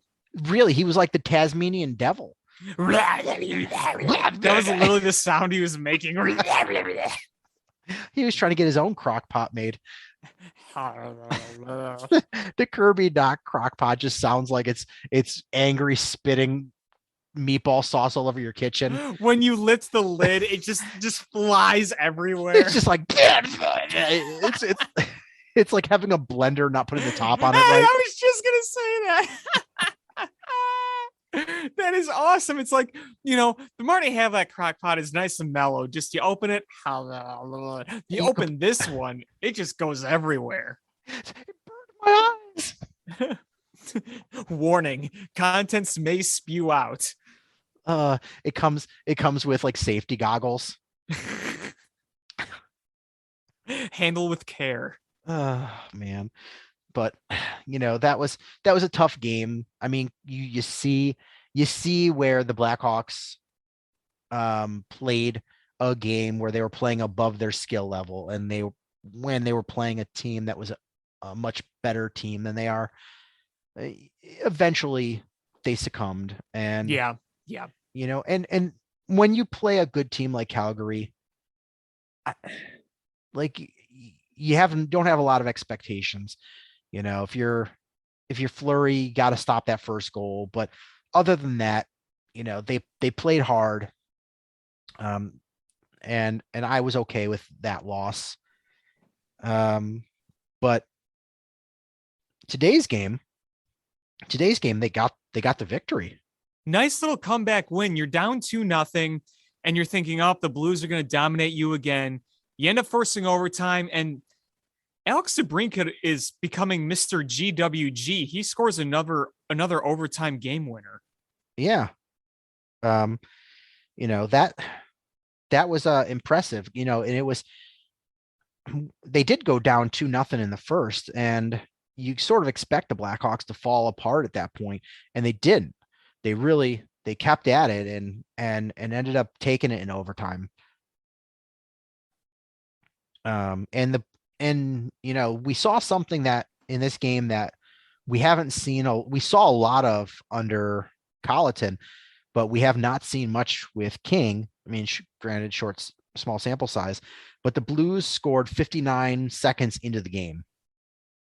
Yeah.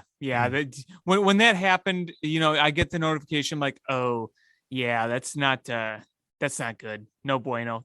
That's not a good omen. And that was the Blackhawks' first game in several weeks, it feels like. Yeah. So, that first period was real tough with the Blackhawks, but once they came out after first intermission, it was like a different game. The Blackhawks hunkered down defensively. They only gave up 8 shots on goal and no high danger chances. They played much better. You saw the results when you had DeBrincat and Kane on the ice at the same time. The Kaner to DeBrincat one-timer gave you the win. And even DeBrincat in his post-game press conference was talking about it, that earlier in the season, if you saw the score was 2-0, you probably assumed it's over. And I mean, that speaks a lot to the attitude change that Derek King is bringing that Colleton didn't. Yeah, absolutely. I mean, I'm pretty sure the Blackhawks had like a 4 or 5 game losing streak against the Blues under Colleton. So being able to come back and win this game felt really, really good. And once again, it's kind of a testament to what Derek King is doing. And look, we saw them play some really good teams that get beat, and we understand that this team is not going to be a contender, but at least they're putting some wins together, and at least they're looking a lot more competent. I mean, that's really what you want to see the rest of the year. And once you hire those permanent guys going forward, then, maybe at least you can help shape an identity in the meantime, because under Colleton, this team had no identity. None whatsoever. And, you're still not a good team No, by any stretch, but you're at at least least semi-competent. yeah, you're climbing back. I mean, today the Blues are in second place in your division, just behind the Wild, and you're second from the bottom, and you got the win today. You're creeping up on, you eked past the Coyotes. You're creeping up on the Stars, and that's all you can ask for. Yeah. You're about roughly a quarter of the way through the season. Nobody's, I mean, the Flames are doing real well, but in your division, nobody's really totally running away with everything. So, just you keep fighting, you keep going, and just do the best you can. I mean, you Yeah. got nothing to lose at this point. Expectations are nothing. yeah, your expectations are out the window. You started scratch once you fired Colleton. You just build on what you've got, and that's all you can look at. You can't look too far down the road. Is take every game, and you're starting to see that.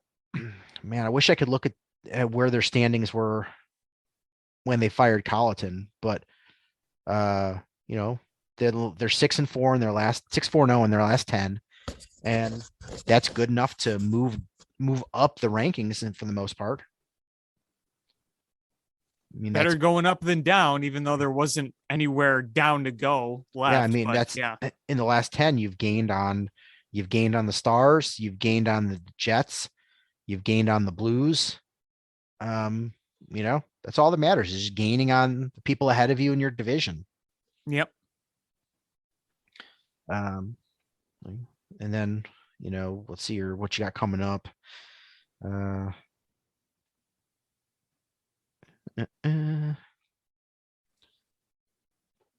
got the Sharks on Sunday, then the Capitals, and then the Rangers. Coming up before our next show. So, Are they in Washington or is it at home? It's in Washington. If I remember correctly, the Blackhawks haven't won a game in Washington in like over a decade. That wouldn't surprise me. I think like 2008 was their last win against that team in Washington.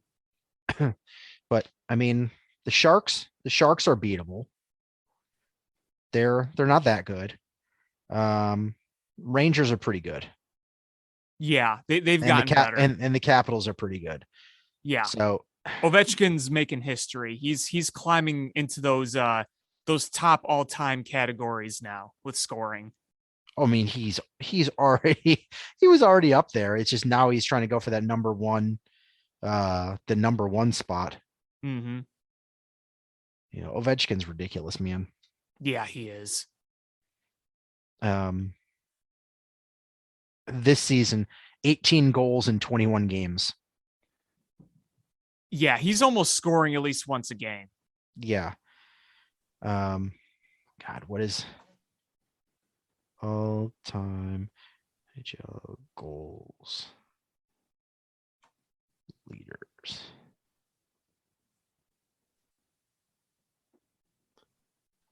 I'm seeing where he is, and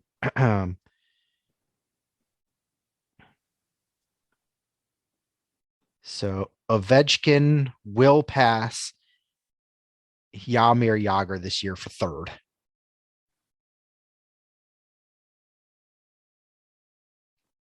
Yeah, that's impressive.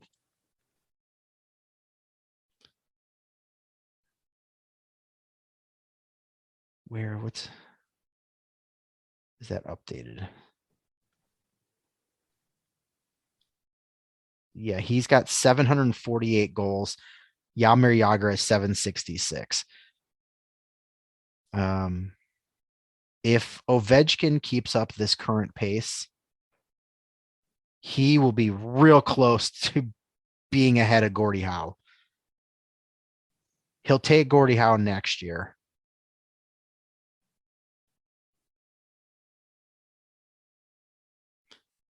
Man,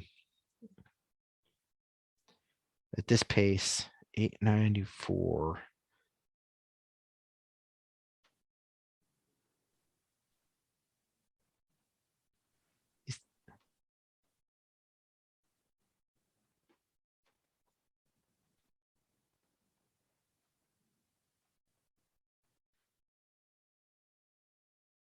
Yeah, so he's 146 goals behind Gretzky. Yeah, he's catching up fast. Sure feels like it.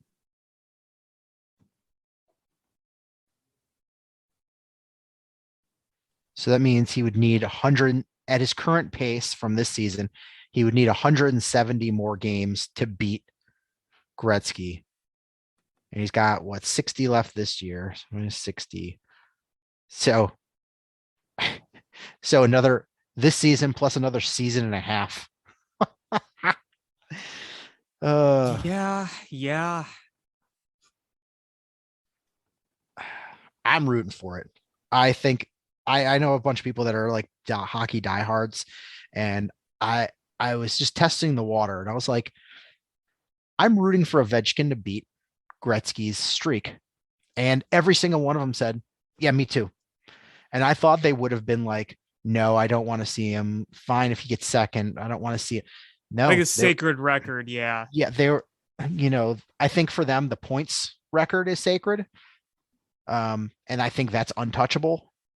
But I think the goals, I think they kind of want to see some new blood, and I think, they think it's good for hockey that, hey, you can do this. This is a beatable record. Like, yeah, we're about to see somebody do it, Yeah, absolutely. And I think it'd be hilarious if once Ovechkin starts getting close to Jagr, if Jagr signed with an NHL team. That would be so funny. Like they just breaking. Jagr signs with the Philadelphia Flyers. I would laugh so hard. I'd be here for it. Yeah, I passed Brett Hull, and I'm all here for it. I mean, Ovechkin is such a ridiculously good player. He is.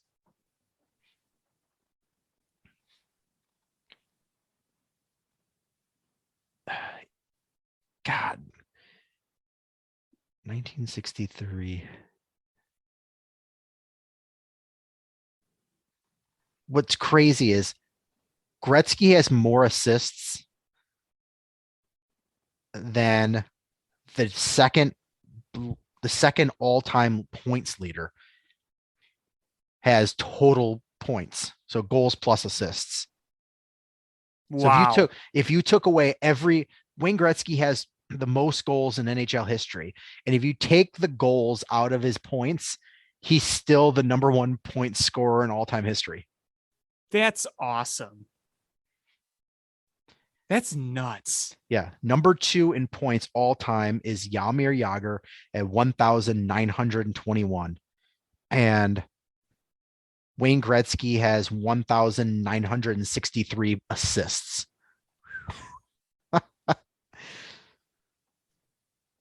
Yeah, that's pretty awesome. I wonder where all-time Ovechkin is on. Man, Ovechkin Ovechkin has way more goals than he does assists. Yeah, I mean, he's always been a pure goal scorer. Yeah, 1356. He'll make it into the top 25 all time in points. He's almost there. Yeah, and most of them will be goals. Yeah, by the end of the season, he'll be just from goals. He'll be probably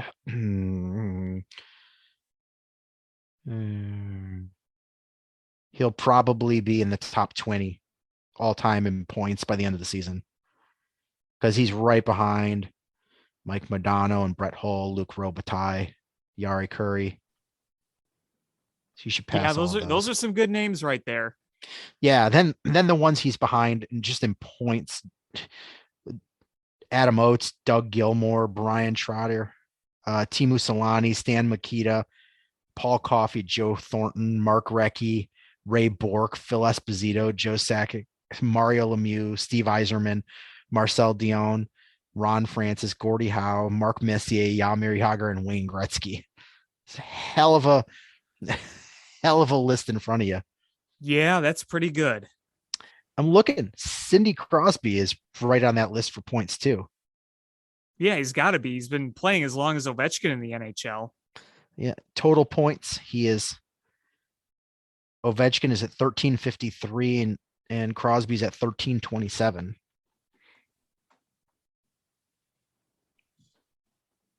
They'll both be in the top 25 by the end of the year. I mean, I remember when those guys were young upcomers. Like when I first started watching hockey, they were really just establishing the names of themselves. And, now look where they are. You got Ovechkin with gray hair and, Crosby's won 3 Stanley Cups. It's, he's been around. They've been around a while now. Yeah, good old Cindy Crosby. I hate his guts though. I like Ovechkin.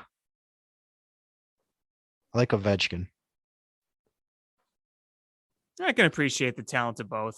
Never really had much. I don't have the same dislike of Crosby as a lot of people do. It's just whatever. The Hawks and the Penguins don't really interact that much, so whatever. Yeah, what's crazy is for as good as Ovechkin has been, he is on pace to have his best single points or goals season this year. Wow. Now that's crazy. Let's see, how many is he on pace for?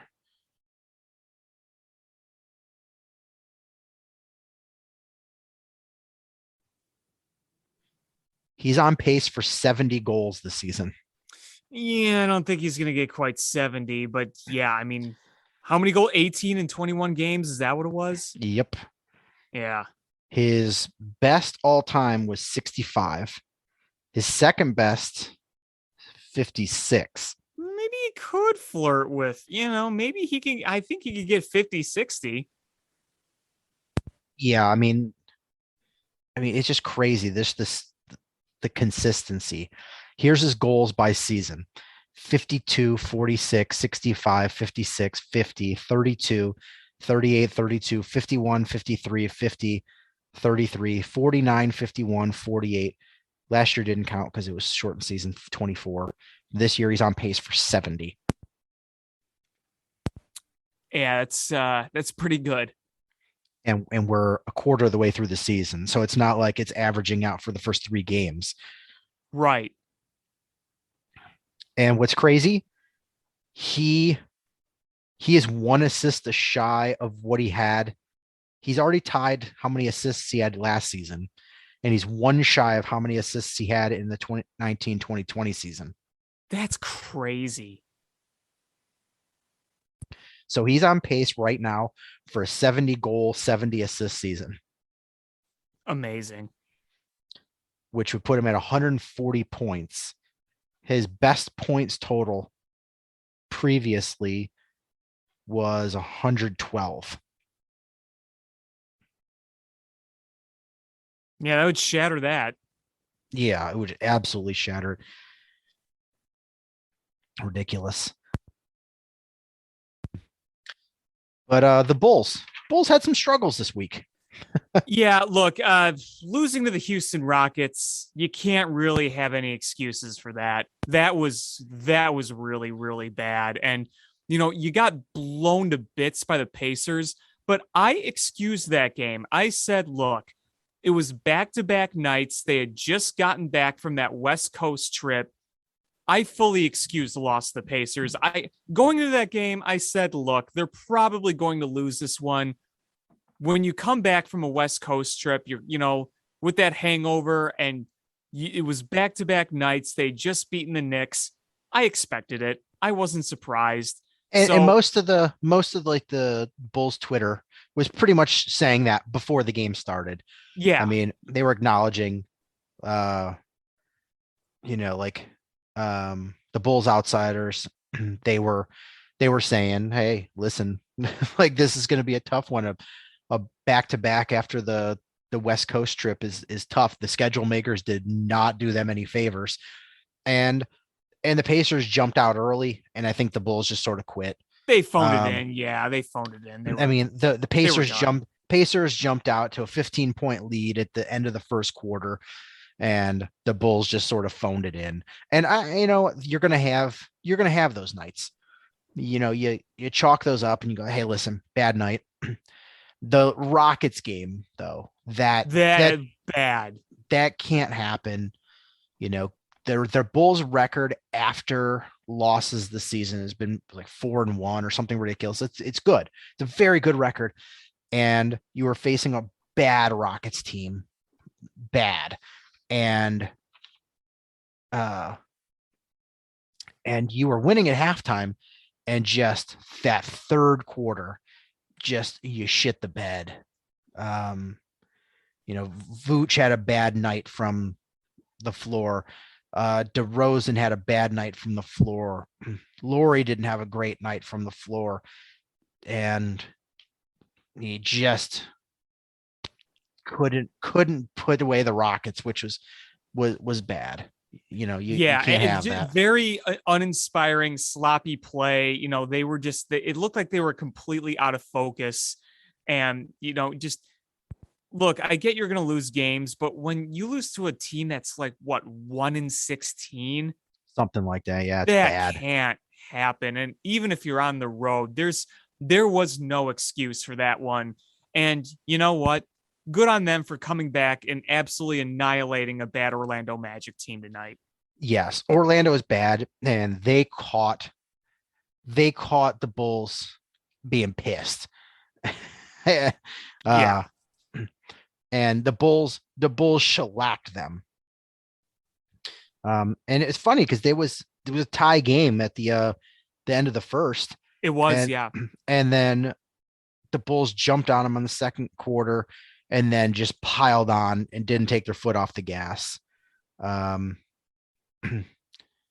You had Kobe White drop 20 points. Mm-hmm. Boy, did he need that breakout game. He needed it because he was looking rough. Yeah, absolutely. And, somebody was asking earlier before the game, is this going to be the Wendell Carter Jr.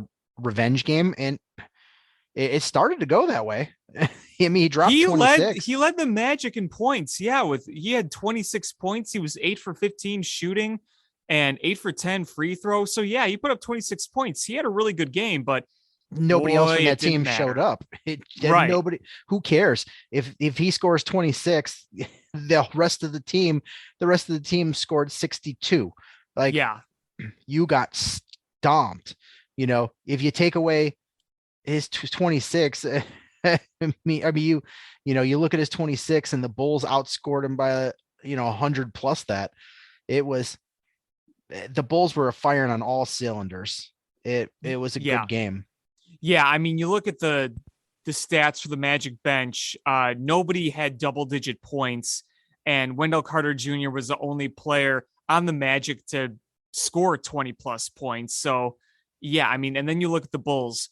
DeRozan 23, Levine 21, Kobe 20, Vucevic had 16, Lonzo had 13. I mean, really, the bench scoring was basically all Kobe White. You had Io with 8, and Tony Brown Jr. had 5. Alex Caruso had 4. He was 2 for 5, so he didn't shoot that much. Had 5 rebounds. So, but yeah, I mean, getting this win felt big, and you wouldn't normally say it feels big to win against the Magic, but you lost a really embarrassing, inexcusable game against the Rockets. You had to come back pissed, and the fact that they went out there and just annihilated the Magic, that can at least probably say, okay, maybe you could take it as a learning process. Maybe the Bulls felt a little too comfortable with what they were doing, and they thought they were just going to steamroll every bad team out there. And this was kind of a slap in the face against the Rockets. You need to go out and you need to put forth the same effort you would against any other team, regardless of the opponent. You can't go in there thinking, oh, this is a bad team, we'll easily beat them. Maybe that was just the slap in the face they needed. Yeah, and I mean, the schedule is not doing them any favors. Like you said, we talked about they came back from that West Coast trip. They got Saturday off, and then they play a back-to-back Sunday, Monday. And then they got to go on the road again. They one day off, play Wednesday, one day off, play Friday, and then you play Saturday again so you have a back-to-back against Magic, and you got a tough one against the Heat. So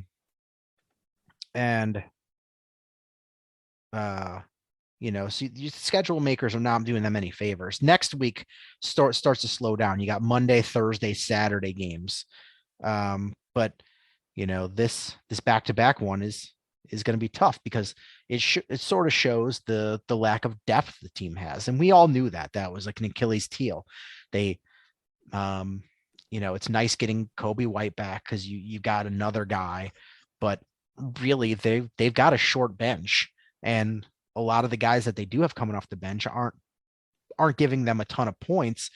Literally a short bench. You compare their size to other teams. That is true, both literally and figuratively. But what they lack in size, they've made up in energy. They've been energy and defense guys, and that's the contributions that they've given from the bench. That's going to be the big push going forward. Is you can't lose any of these guys to injuries. You saw the struggles with Vucevic out, and you go in there with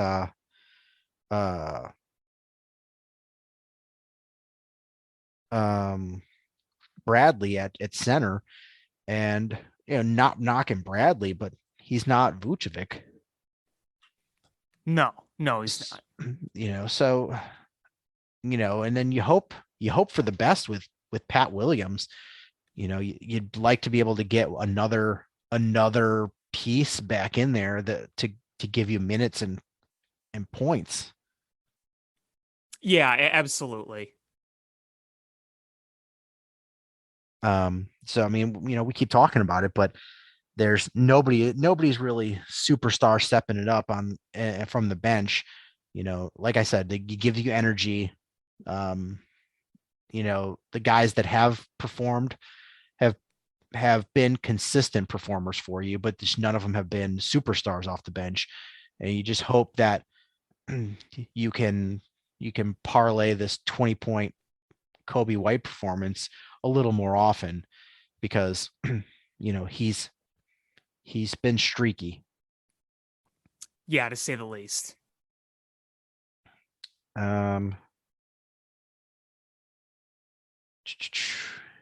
Yeah, I mean, that's really all I had about the Bulls. One thing I did want to mention about the Cubs is they were their number one catching prospect, Miguel Amaya, is going to have Tommy John surgery. That is such a tough break. There is not a lot of catching depth in that organization right now. No, at least that's Major League ready. Yeah, that's bad news. That's really going to hurt him and his progress. Um, it uh, it really forces the issue that you need Wilson Contreras. Yeah. Yeah. You get that extension done. And, I want to say this about the Cubs too. Get your asses moving. Free agents are starting to go. This CBA deadline is coming up. You're going to send a goddamn email to all your fans saying you're going to use your resources. Do it. You lost out on Steven Matz. Your offer was probably pathetic knowing them. And you're saying, oh, we're mutually interested in Marcus Stroman. We're going to talk to him, blah, blah, blah. And, John Gray too. If you have to spend a little more money than he's worth, do it. I don't want them to be in on every free agent only to lose out on them because they put together some half-assed offer only for them to say we tried. Get your asses on it. They did get Harold Ramirez. Oh, whoop-de-doo. Though here's the thing. Their depth acquisitions, okay. Getting Wade Miley, good move. But that's a fraction of this. And look, normally I'd say, okay, there's a long off season. We got to practice patience. But with the way the Cubs have been stingy the past few years and the fact that the CBA is going to expire very soon and every day free agents are starting to go, you got to get on this at some point, right? Or else you're going to be settling for the The Steven Matz one hurt. I thought that was a perfect signing for them. Mid-level cost guy is a professional mid-level pitcher. Doesn't throw freaking 84 miles an hour tops. Yeah, I thought that would be a good one. And naturally goes to your biggest rival. Right.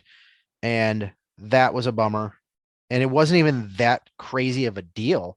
That you couldn't have been in on that.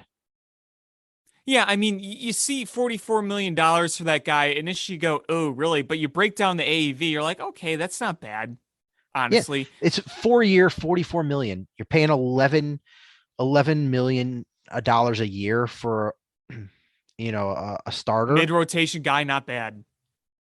Like, why in the world wouldn't you toss that money to him?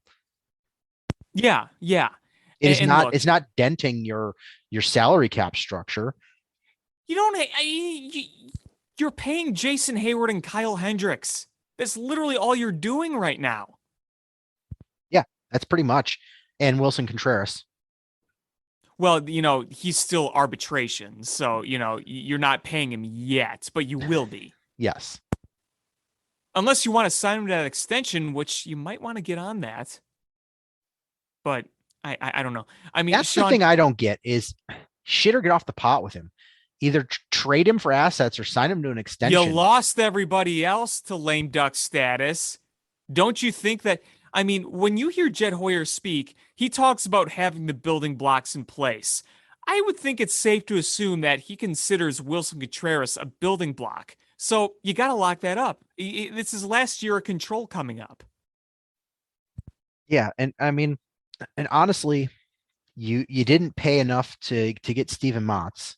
So what in the world makes me think that you're going to offer enough money to get Marcus Stroman? Yeah, I mean, Marcus Stroman, I could see him going to like the Giants because the Giants might not want to pay as much money for Kevin Gausman. So then right there is going to be the perfect guy. And here's the thing with the Cubs is you're not the Cubs of a few years ago where you could be like, oh yeah, we'll give you the money and you'll have the chance to play on a contending team. You want to get these guys, you're going to have to pony up because you're not exactly a win now team as it stands right now. So you're going to have to get these guys and you're going to have to pay up to get these guys. And that's just the matter of it. And I am not demanding that they suddenly become the top payroll team in baseball or even in the top 3, but you barely have any payroll whatsoever. Go out and spend money to get him. Go get Marcus Stroman. For the love of God, go get Marcus Stroman. And it looks like Javi Baez is coming closer and closer to signing with the Tigers. You know, I'm kind of, I'm kind of by day distancing myself more and more from the old core.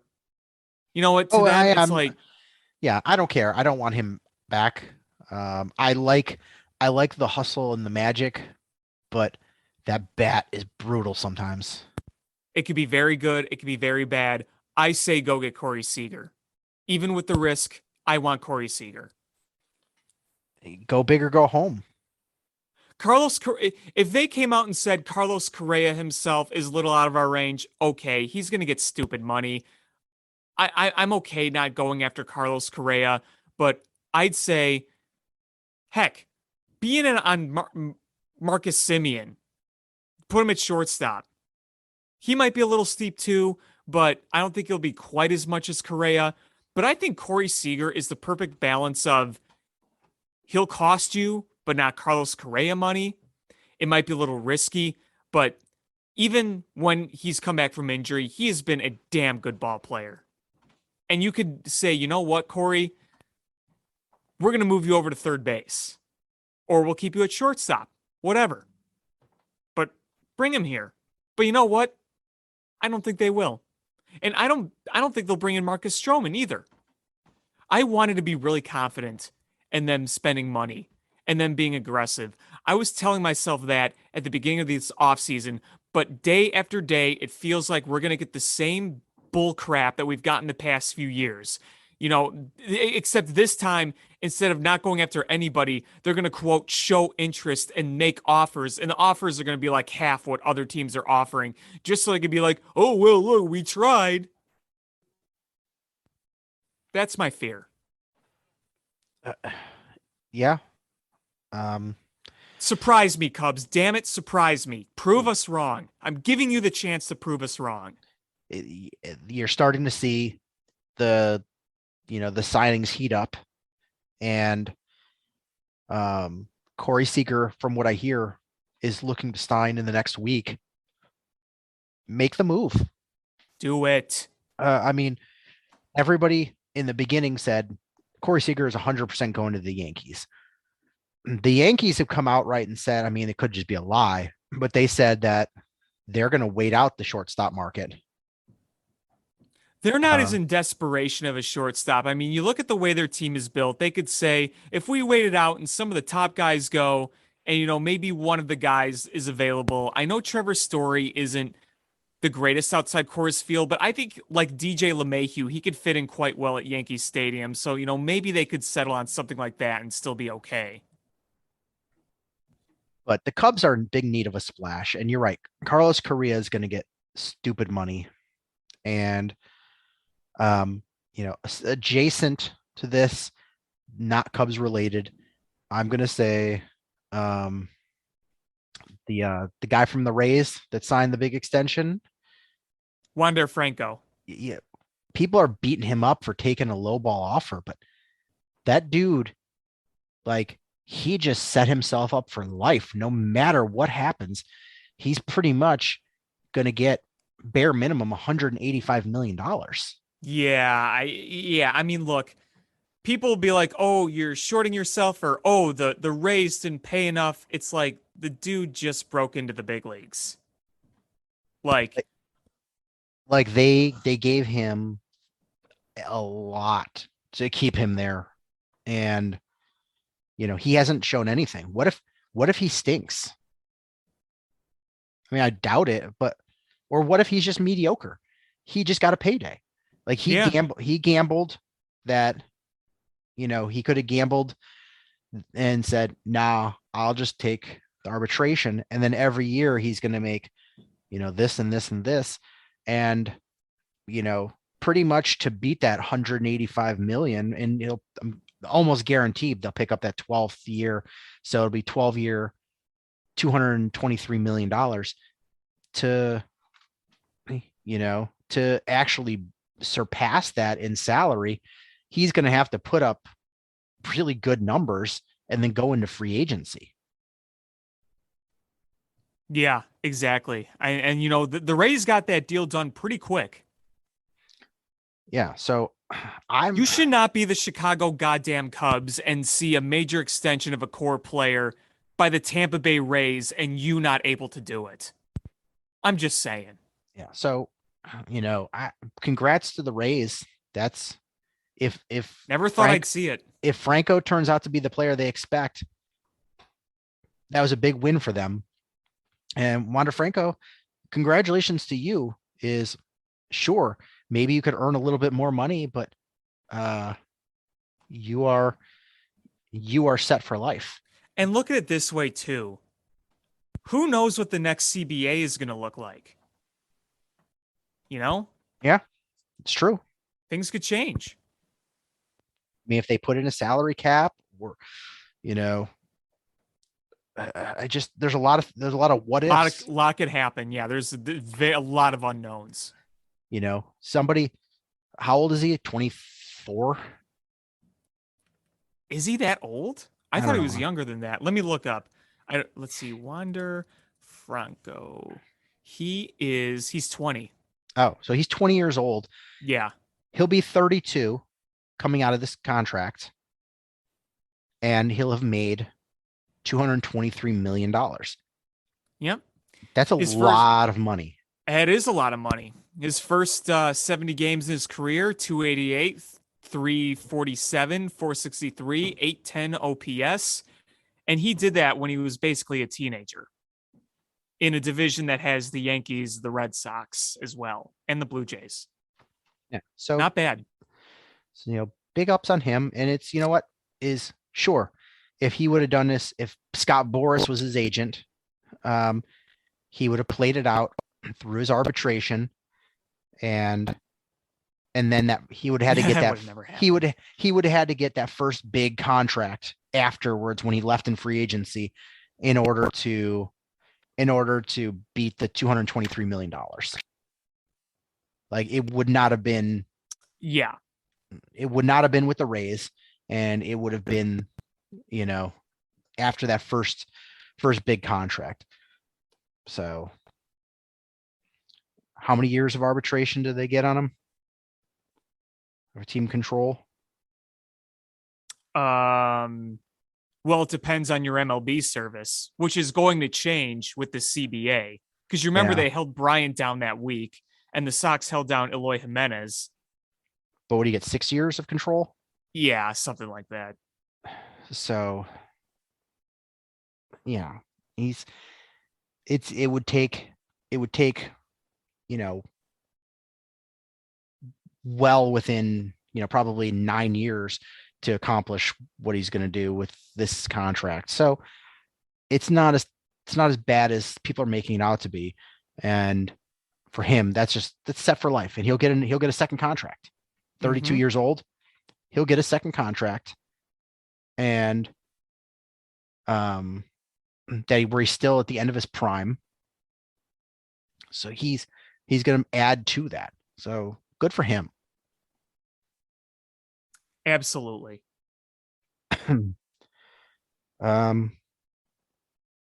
But White Sox made a move. Yeah, they bolstered their bullpen with a veteran arm, and they said that this, and it was pretty obvious. They wanted to stabilize that bullpen a little bit more, add more depth to it, and that's what they did, bringing in Kendall Graveman, and solid move for them. Yeah, no, that was a very good move. I don't think anybody was really expecting the White Sox to do that. I wasn't either. I think also too, it might be a further indication that they are going to trade Kimbrel. I really do believe that they're going to try their best to trade Kimbrel. And, if you do get a deal with Kimbrel and you get a nice return, then you at least know that, you'll have Kendall Graveman right there with Liam Hendricks in the back of the bullpen. So, it's really a win-win on that note. Well, I mean, they got to replace Evan Marshall because he had Tommy John surgery. So he's going to miss the 2022 season. No, yeah, that's right. I forgot about that. So he was really dependable in 2019, 2020. So you got to replace him. So I don't think the Kendall Graveman signing, makes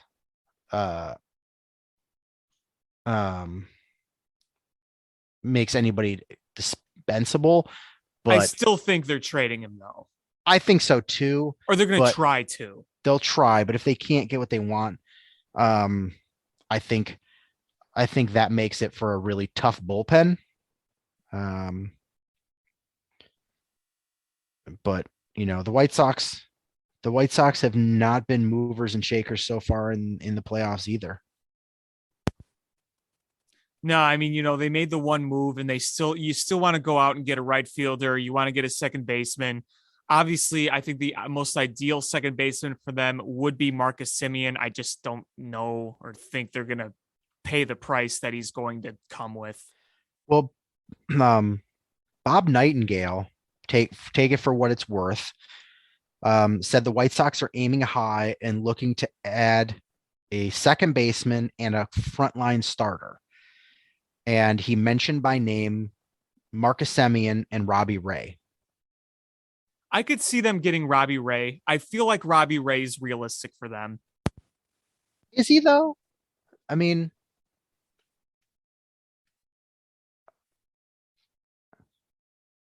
I think he's more realistic than Semien. For what it's worth.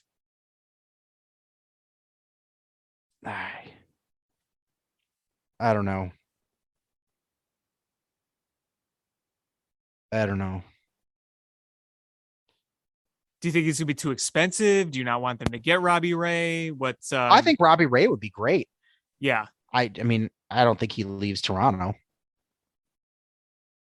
Yeah, I mean, Toronto's going to do what they can. I'm not saying I'm confident the White Sox will get him. I just think it's more realistic to get a guy like Robbie Ray, to lure a guy like Robbie Ray away than what they're going to pay for Marcus Stroman.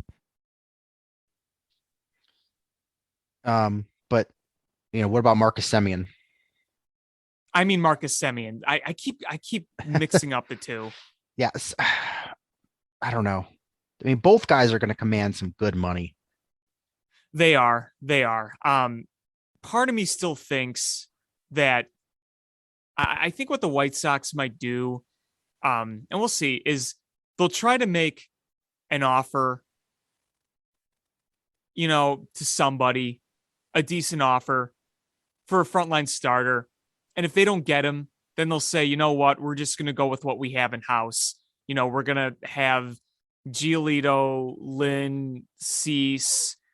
Then we'll try to make Kopech a starter. And then, maybe we go with Reynaldo Lopez as a fifth, or, dare I say, try out Crochet. But I do think it would be wise for them to go out and get another starter. I think they really, really should.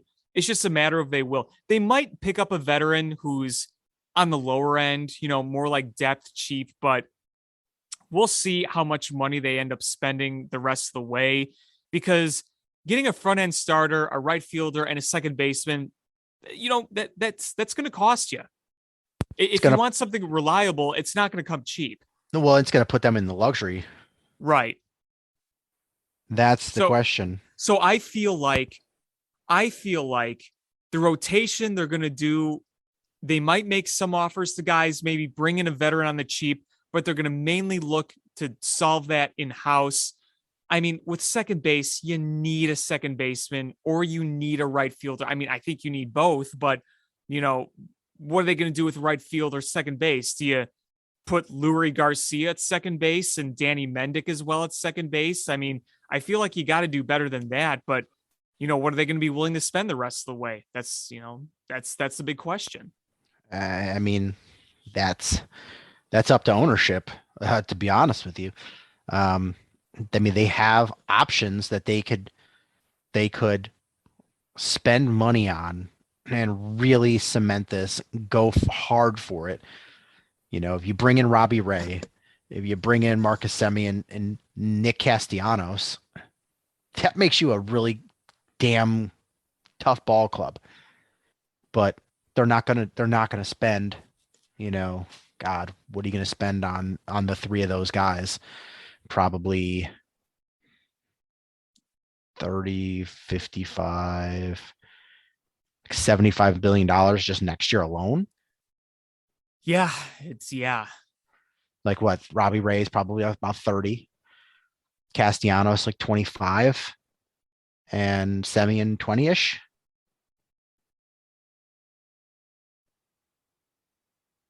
At least.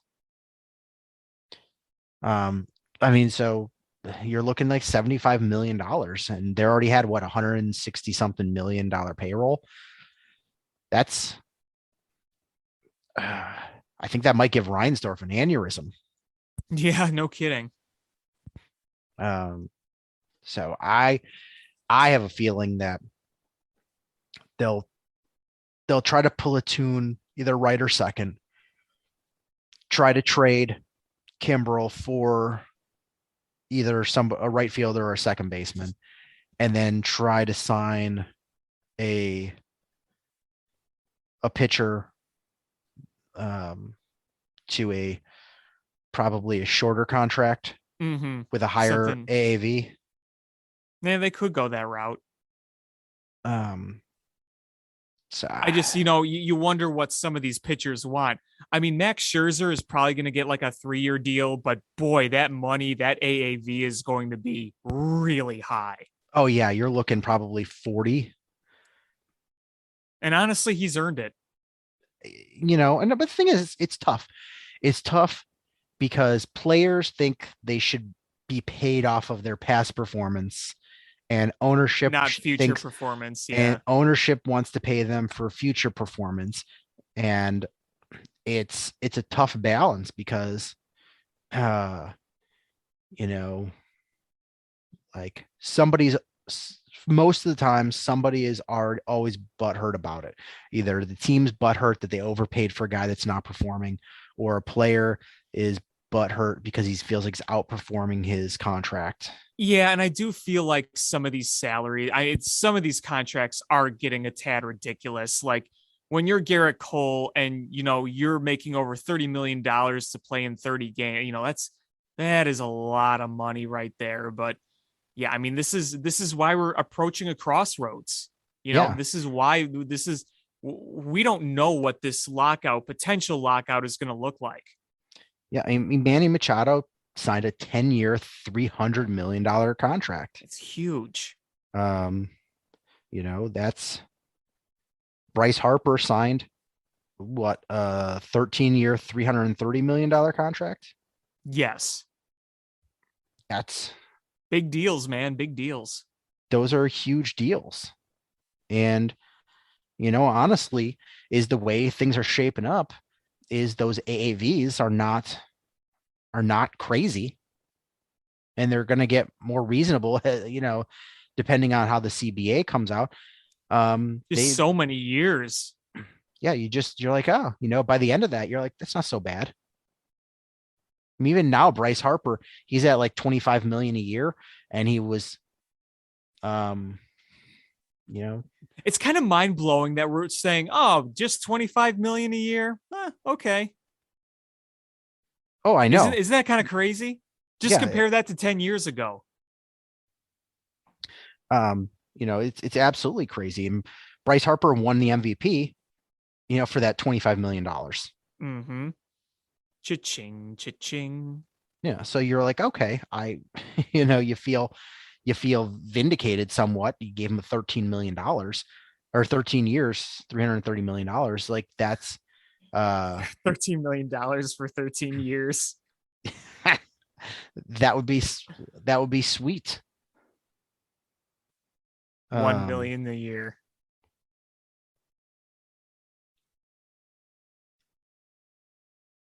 The salaries are just astronomically going up. Yeah, it's going to be interesting. These it's going to be interesting. Yeah, and I remember when players making $1 million a year were few and far between when I started watching baseball. Yeah, it's changed. So, you go from a handful of guys making $1 million to somebody making $40 million.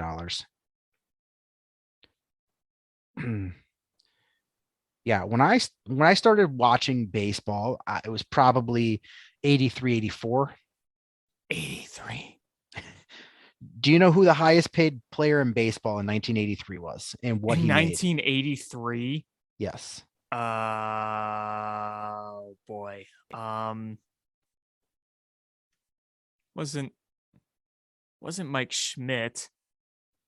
It was Mike Schmidt. It was Mike Schmidt. Oh, wow. That was my first guess. I'm thinking, was it? Okay. So yeah, Mike Schmidt was the highest paid player in Major League Baseball in 1983. How much money did he make? Oh, $2 million. $1.6 million. Wow. And then again, he was the highest paid player in 84 and 85. 86 and 87, the highest paid player was Jim Rice. Ozzie Smith was the highest paid player in 88.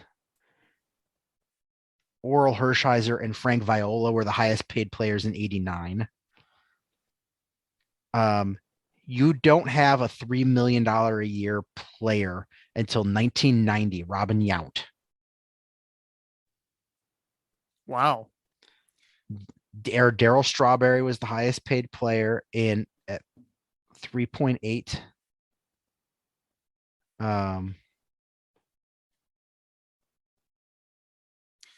That salary you mentioned for Mike Schmidt, for what it's worth, according to the U.S. inflation calculator, that would be about 4.4 million today. So put that in perspective. Yeah. So here's crazy. So 1991, the highest salary in baseball was Darryl Strawberry, $3.8 million a year. 1 year later, the highest salary goes from 3.8 million to 6.1 million. Bobby Bonilla. Oh, yeah.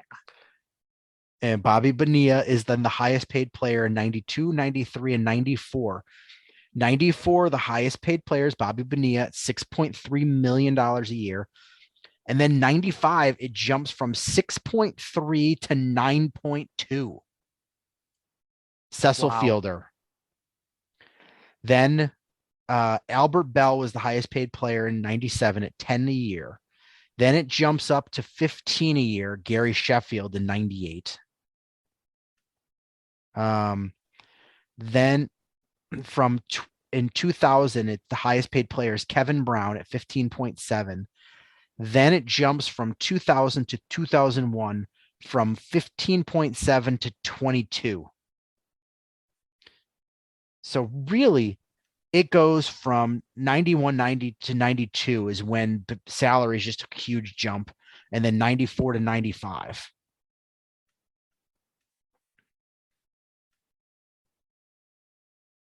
It's interesting how it's evolved like that. 2010, the highest paid player was A-Rod at 33 million. Which at the time felt like astronomical. And then this only goes to 2019. Then 2019, the highest paid player was Steven Strasburg, 38 and a third million dollars a year. Not worth it. Man, A-Rod was then the real, just jumped it all up. Yeah, that's when these big contracts really took off. Stupid Texas Rangers. Yep. Was there anything else you wanted to talk about? No, I just wanted to report quickly before we sign off. There was a fire Nagy chant at the Blackhawks game, if you cared. So now there's one at the Bulls, one at the Blackhawks. Mm-hmm. Well, I mean, eventually they'll get their wish. So that's going to do it for this episode of Bill Swerski Sports Talk Chicago. I want to thank everybody so much for listening. Please hit subscribe however you listen to podcasts, whether it's iTunes, Stitcher, YouTube.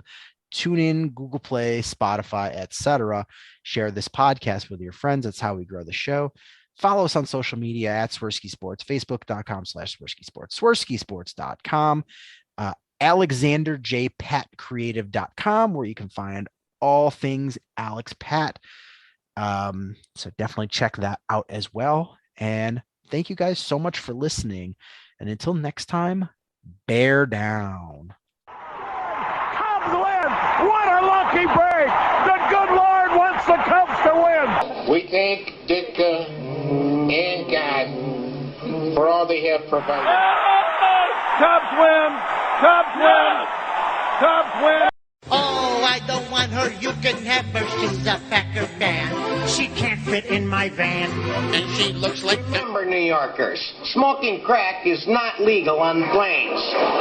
Bears 31 to -7. The Bears! Oh, when the Bears go bearing down